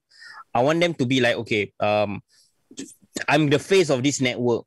So the winner of the TNT title, for example, he's gonna be the ambassador. He's gonna be the one doing all the media interviews. He's gonna be the one that will be talking to Hollywood people. Like that would be a cool reason to fight. Okay, I want to be the one that represents the championship. Yeah. Okay, if I'm the world champion, I'm considered the biggest draw. In my promotion. Then if I am like, okay, do you have like a IC championship equivalent? This is the workhorse title. Yeah. Like I kind of like, because like, okay, when you play games, bro, you got missions, right? Yeah, sure. You want to upgrade your abilities. Like you play Spider-Man. Okay, I want to get this suit. I want to get that suit. Like, and I think even if you talk, even Pokemon is a great example. I'm gonna clear all the badges. Then I'm gonna earn the qualification to become a world title contender. Yeah. And the whole storyline, you can make a bunch of storylines. Like I want to move divisions. I want to go here, go there. No. That makes everything fun, right? Yeah, of course. It gives you a reason to be there, to be in the division, to be fighting other people for it. Because at the end of the day, what are you fighting for? You know? And I don't know who said this quote, but I think it is so relevant to wrestling in general. If there is no story, it's just two people in their underwears fighting for no reason. True, 100%. Right? I mean, that in itself is interesting, but if it's every week, it's not interesting. That's why you need a freaking story, and that's what AEW suffers from, I think, the most. Sometimes they just think, oh, let's just put two people. Oh, they know their history. No, I don't. I don't know that Ethan Page and Darby Allin had a long history in the Indies, because I'm not in the US. I don't fucking watch the Indies. How the hell is anybody supposed to know that shit? You know what I mean? In my opinion, who is telling the best stories right now? NXT and SmackDown. Yep. True. SmackDown is very, very clear. The biggest storyline is the family drama. Correct. They have a very clear mid-card title scene. Yep. And even the women's division, yes, I know Bianca is a bit of a paper champion, but they have great contenders like lining up, you know? Yep. So just give stories in every single, and that's what, like I said, the Attitude Era, great. Everyone has a story. Give stories to everyone. Exactly. Okay, Hangman, Brian Cage. To be honest, I don't give a shit about this match, but who do you think should win? I would say Adam Page. Yeah, just to... Then, like, what are they doing with Brian Cage? Literally this big motherfucker who looks impressive with the FTW title, which is a bullshit title, unless Adam Page steals the title and walks away. Like, it's like, oh... Take your title, right? Yeah, he just takes it because he won, ma. And then and what, are they building up to a Dark Order versus Team Taz feud that nobody wants to see? Dark Order versus Team Taz, blood and guts. Who gives a fuck? No, Stadium Stampede. Who gives a fuck? Okay. We have a Stadium Stampede, so we're going to be talking about that. Yeah, like no stakes lah. This match just no stakes. It's just there for the sake of being there. So there you go. Let's move on then.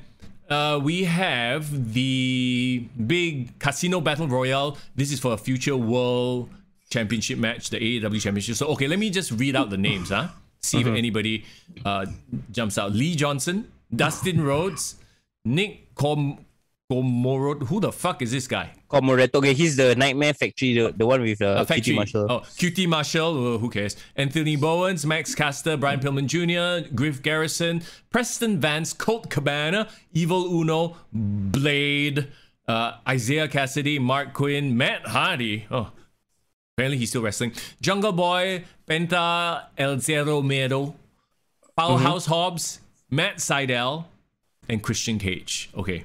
You look at that list. Okay, so I see a couple of observations that I can make.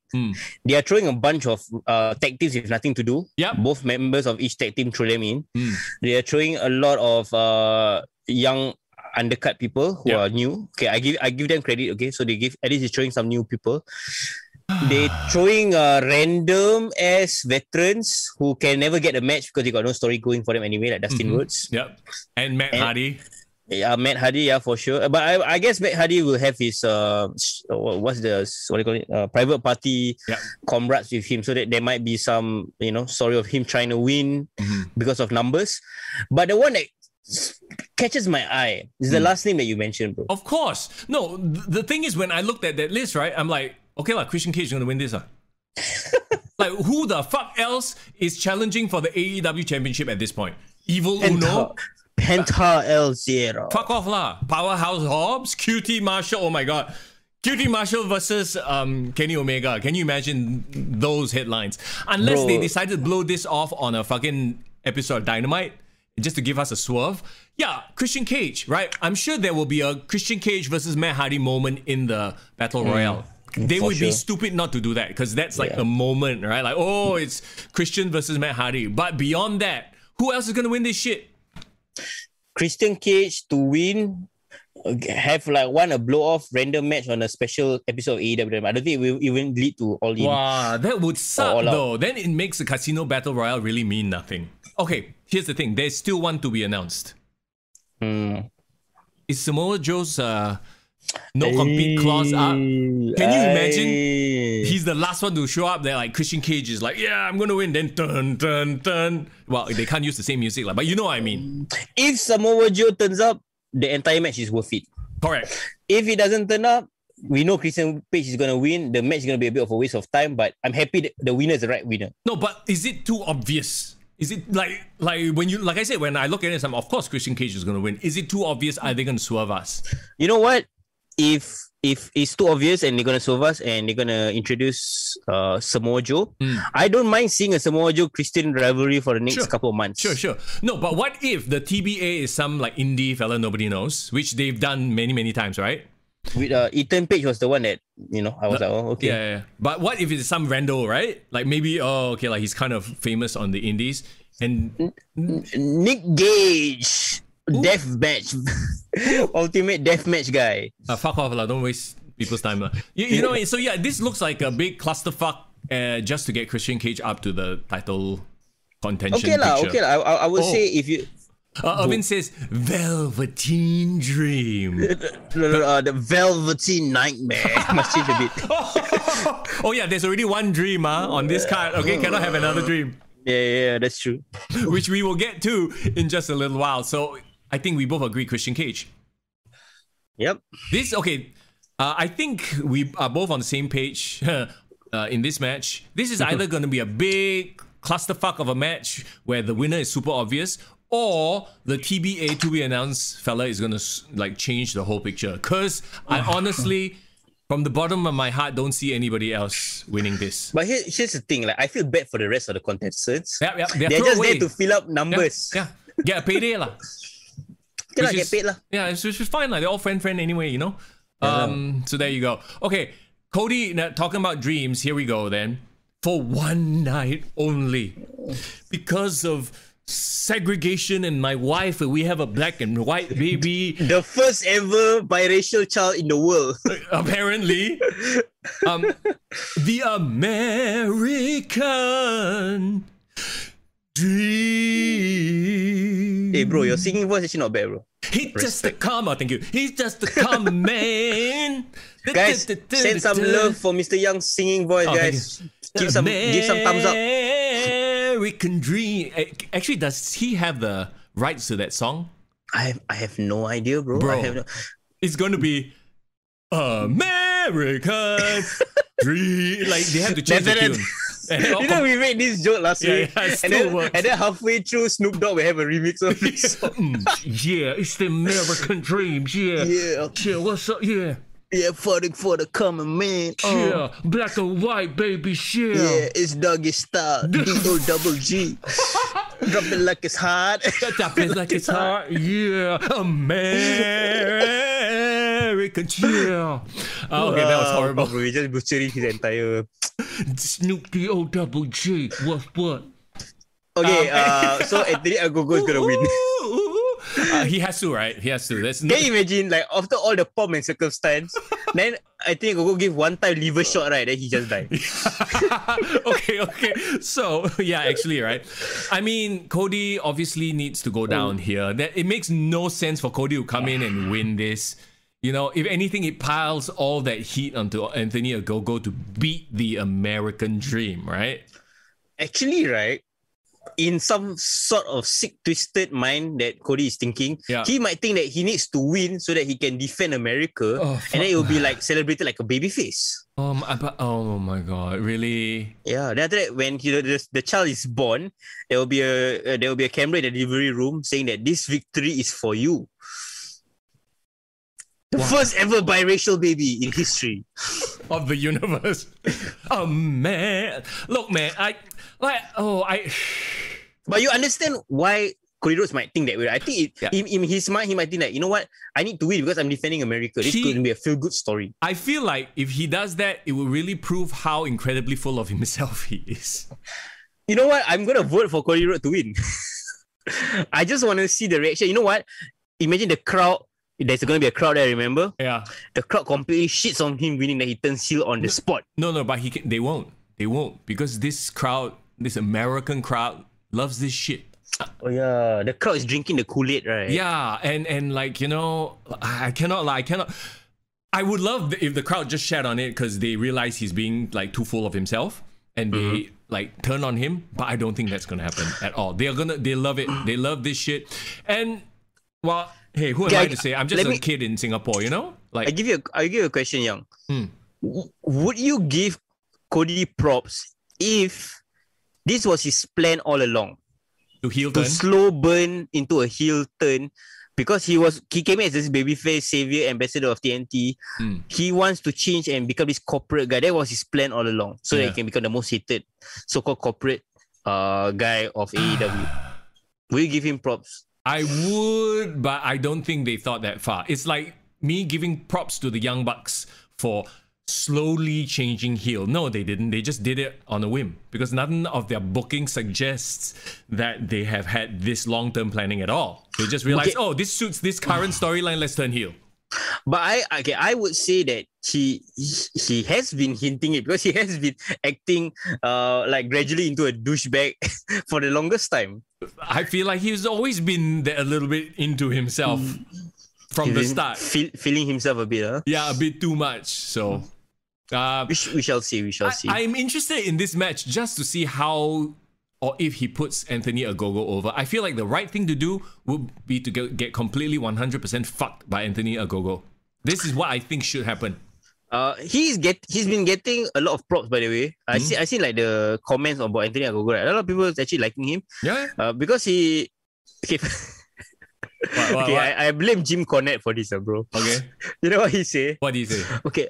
So Cody Rhodes is gonna defend America and gonna show how great American is by beating up a black man. Yeah, I know. That his whole like, you know, I have a black white baby, blah blah blah, and he's gonna beat up a black man to defend America's honor. Like what? Yeah. So he was saying like, you know, so if I'm just a casual fan, right? I'm actually going to root for this Anthony Ogogo guy because this other guy has like, all the pomp and circumstance, all that, and this guy is just here with his fist trying to fight himself, and he has a great story. You know, you know he has a great history. Anthony Ogogo. I think he's like blind in one eye or some shit like that. Really? Yeah, okay. Because that's the reason he quit boxing. Oh, right. I think you mentioned it already.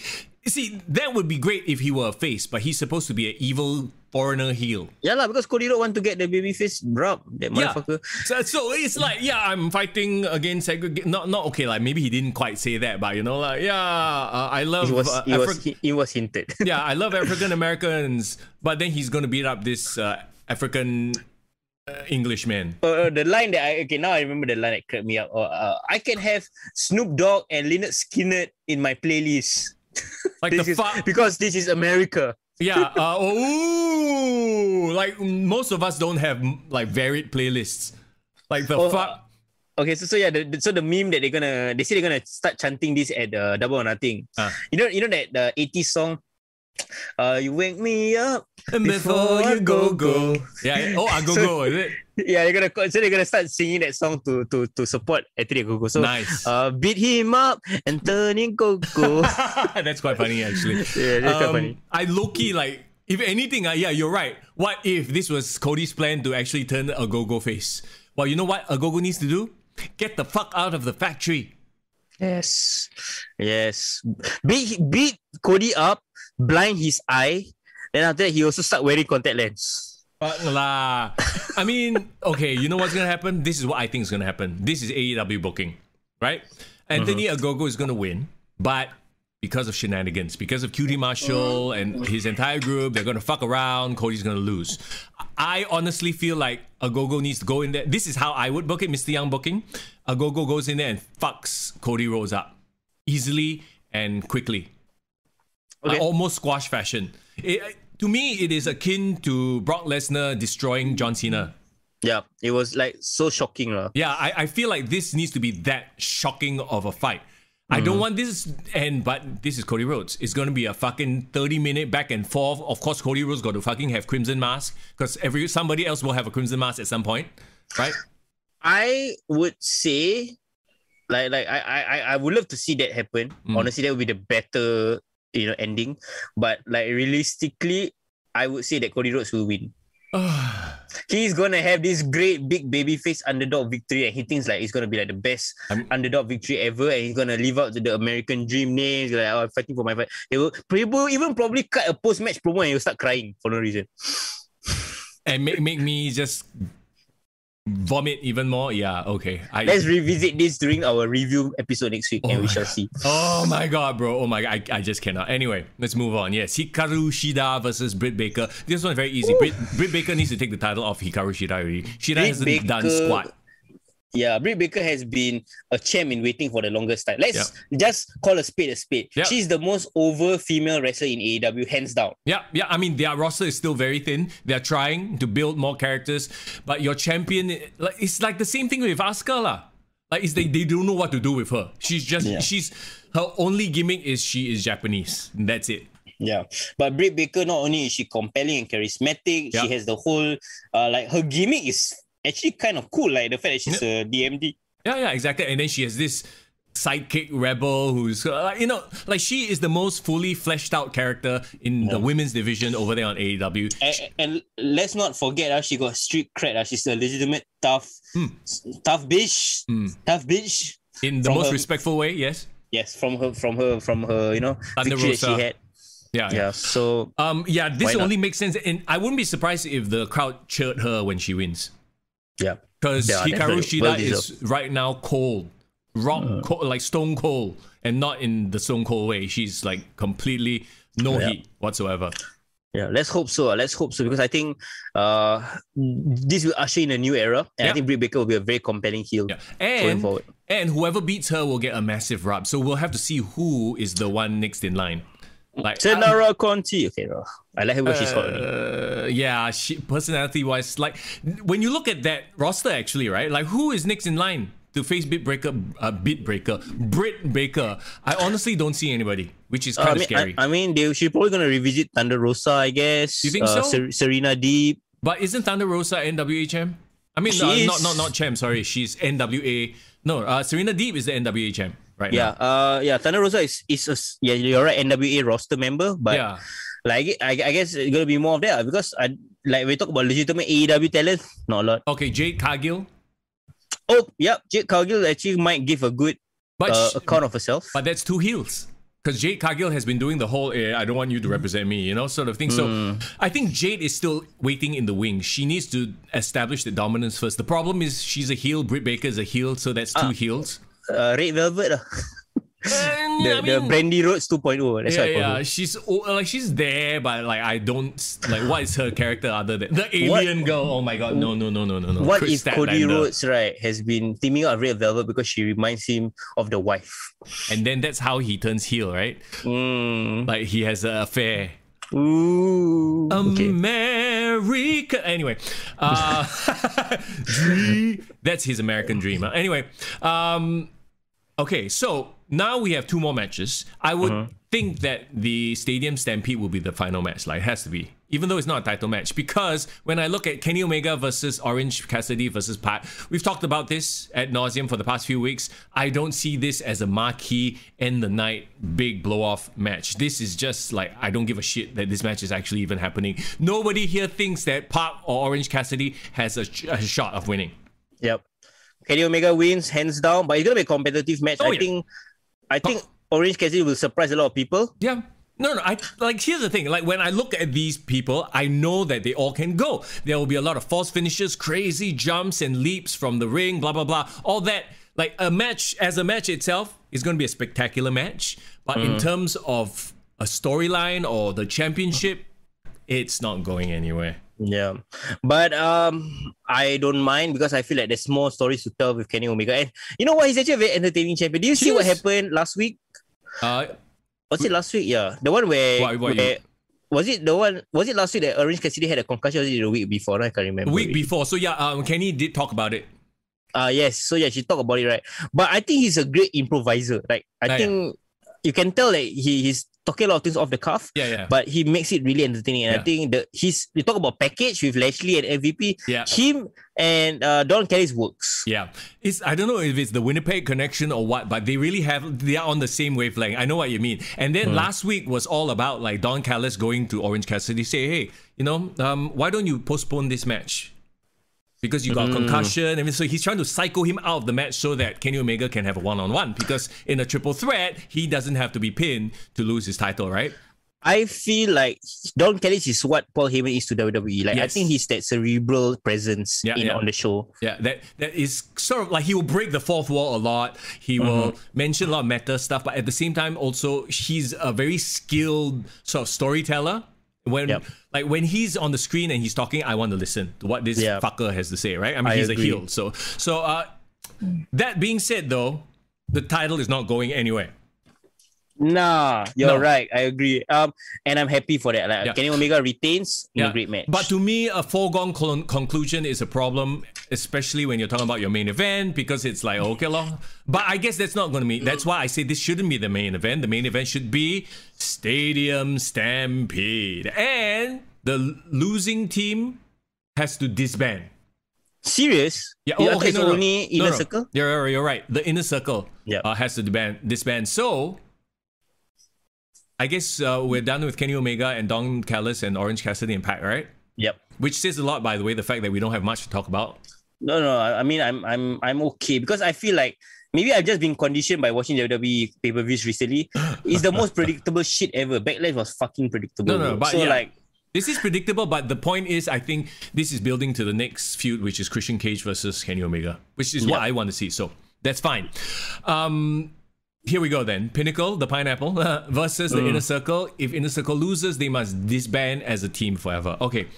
Forget about the whole thing where we just saw blood and guts. Yep. As a match on its own, this sells the whole pay-per-view, doesn't it? Yep. Of course. First of all, I'm basing it on the fact that I really enjoyed last year's Stadium Stampede. It was hilarious. It was funny, action-packed. Everything I want in a wrestling match, basically. Yep. But the problem with this match right now, that I foresee, is there's only going to be one conclusion. Which is? Inner Circle has to lose and disband. And I'm sad about that. But, okay, why do they have to? Why? Okay. If Inner Circle wins, what does that mean? The faces get one over on the heels, or? Both teams will be one-on-one, right? One and one. Then there will be a blow-off match. What can be bigger than Stadium Stampede and Blood and Guts? Fight of the universe? Bro. Exploding cage match. Exploding arena match. If you don't win and escape the arena, the whole arena will detonate. Yeah, all the fans also explode. You get what I mean? Yeah. You escalate the stakes so much. But bro, we've talked about this. This is AEW's major problem. They start everything off at freaking level 10 already. And they or level 9. And then the next one is level 10. They can't go any further already. You know what I mean? Yeah. Pinnacle has to win. I feel like Pinnacle is at the start. Yeah. They can't suffer a decisive loss so fast in their. They need to go on that dominant run that Inner Circle did, right? Inner Circle has to break up because I feel like breaking up Inner Circle tells a lot more stories. Yep. Like, post Avengers Endgame, like that it changed. It will change. It will never be the same again. But but they've done so much. They have enough cachet in their 2-3 years of existence that I feel like they every character in Inner Circle is strong enough to start telling more stories of their own. True. And if anything, now that you've talked about it and I'm thinking about it like this, right? Do you think that Inner Circle has run its course? Because I actually think that they have. And maybe Chris Jericho needs to take a break for a bit. Because this and his career has been like that, right? Once something gets stale, he will fuck off and then come back in like half a year or 1 year and he'll be reinvented, right? So do you think this is their way of saying, okay, Inner Circle, they've been dominant, they've sold a lot of merchandise, but I think the popularity is starting to go down. Let's let the Pinnacle really have that statement, dominant win, statement win, and we can go and do our own things. And Sammy Guevara can continue this momentum. So look out. Once again, the same thing has to happen that happened in the Blood and Guts match. You need to push MJF, Sammy Guevara, who else? The tag teams. Of course, the tag teams, revival, FTR, Santana Ortiz. Santana Ortiz never even had a tag team title, right? I think they should, go on their way, go fight in the division. Yeah, Wardlow and Jake Hager and Sean Spears, they're just going to be there. They can just fight for the FTW title. But okay, here's the thing. I feel like, Chris Jericho's going to lose. He's going to go away. Sammy Guevara is just going to be this star that he's going to be lost, but I think people will root for him and he's going to be a big baby face. Yeah. He's already a big baby face in my opinion, He's further along his baby face support than like someone like Jungle Boy or Darby Allin, in my opinion. Yeah. Which is funny because he was such a good heel when, they were in the Inner Circle. This goes to Chris Jericho being able to just execute this turn perfectly and giving the rub to his fellow Inner Circle, mates. I'm sure this smells and feels to me like Chris Jericho's planning all along, and I freaking love it. I think Chris Jericho has achieved what he wanted out of Inner Circle. I think when he first started out this group, I'm gonna create 4 new stars. Yep. I'm gonna create a new antagonist for them to fight with. Yep. And then once I've done the job, build these 2 new people, I can fuck off. Yeah. The wrestling industry continues and is in better hands. Like I feel like he has done his job. Yeah. And he has played both heel and face as well. Exactly. And he does so very well because, he's a veteran, right? That's why this whole thing works. I too share the sentiment that I would be sad if the Inner Circle were to break up, but I actually do see that they kind of need to break up at this point. Give the Pinnacle the rub, because even though the Pinnacle won, right, at Blood and Guts, do you still, I don't feel like they are there yet. Yeah. So this could be the stomp, the seal of stamp. approval, the stamp. They won 2 in a row. Goodbye, Inner Circle. We are the dominant group. Because at the end of the day, the Pinnacle is still, right now to me, MJF sort of stands out, and that's it. That's what someone like Shawn Michaels would do. That's something like Undertaker would do. Just give the rub, and they know that they are strong enough to survive without the rub. That's what makes them a over wrestler. What? Yep. I would like to see during this match they do the Sammy Guevara jumping at the golf cart thing. Yeah. But in a different way. Somehow they will be creative enough to pull it off. I don't know. Maybe Sammy Guevara saves Chris Jericho from getting run over by a car, and then I agree that would be an interesting callback. Or is Sammy Guevara that's running over MJF with the golf cart? Yeah, maybe. But I think Guevara is the one who can sell it the best because he's super athletic and everything. But yeah, beyond that, Santana Ortiz, they'll do their crazy shit, street thug shit. It's going to be an interesting match lah. Sean Spears will be there. Wardlow and Jake Hager will be crashing 2 things. Yeah. Hopefully Wardlow does a bit more than he did in Blood and Guts. I want some other stars to be highlighted other than MJF and Guevara will be highlighted, but I want Wardlow to have a signature moment. Yeah. or I want FTR to show off like their intelligence and their connivingness, you know, their cunning. So I hope everyone gets spotlighted well. And the final coup de grace is like maybe MJF do like one big fuck you to Chris Jericho and throw him off the ledge or something that he just died also. Well, but Chris Jericho, we all see, can come back 1 week after getting thrown off a cage. So this one has to be higher. Higher. It needs to be at the top of the Titantron of the stadium. On top of the stadium, fall off, and then we cut. So never to be seen again. Yeah. It's like, you know, when Baron Corbin threw Aleister Black and Rey Mysterio off the Titan Towers. Yeah. And then, they've thrown him right off the roof. Oh, what happened? He died. Oh. And then he comes back 2 weeks later. Yeah, I think with one crutch. Oh, yeah, you threw me off, but I survived. Like, fuck you. Yeah, that would be perfect. That would be perfect for AEW. It would make no sense for anybody else. Okay, so despite all the booking and the like rushed storytelling, this is still going to be an exciting match to look forward to, lah. Yeah. And you know what? I'll say this, lah. The Double or Nothing card actually looks pretty stacked. Like, yeah. Very much the matches, even though yes, I might disagree with some of the matches, but like I am looking forward to every single match, even Gogo and Cody Rhodes. I just want to see how full. See, this match is like, I want to see just how full of himself Cody can get in this match more than anything else. Hey, they still gonna get our eyes, what? So, you know. Exactly. And we'll be here to talk about it next Monday at 12 noon, right after the pay-per-view itself. We'll break it all down, don't you worry. So thank you so much for joining us here on chat, or if you're listening to this after the live stream, thank you for downloading the podcast. As always, please share it, let people know about it. If you haven't already, hit subscribe on the YouTube channel as well. You can find us on Facebook, YouTube, Instagram. It's Kick to the Gut. Yep. Don't forget as well to check out the SPW's Proof Alive and Kicking tonight, 8 p.m. Of course, headline by Statement versus Trexxus, career versus title. That should be awesome. It's all on the line. The very soul of SPW is on the line. And I'm excited, man, just by the fact that, you know, local wrestling is, well, I mean, there was a start and then we went back into heightened alert, but there's still content coming out, which is great. Yeah, definitely, for sure. And you know what? Stay with us every single week. We're going to be talking about what's happening on wrestling that particular week. And we can't wait to talk about Double or Nothing next week. Yeah, which is, you know, if you think about it, right? They're doing their job. We are looking forward to it. So, in a way, we have been sports entertained. So, kudos. I know you don't hear this much from me. Okay, I want to address one thing really quick, right? Apparently, okay, sure. I have a reputation now of hating on AEW.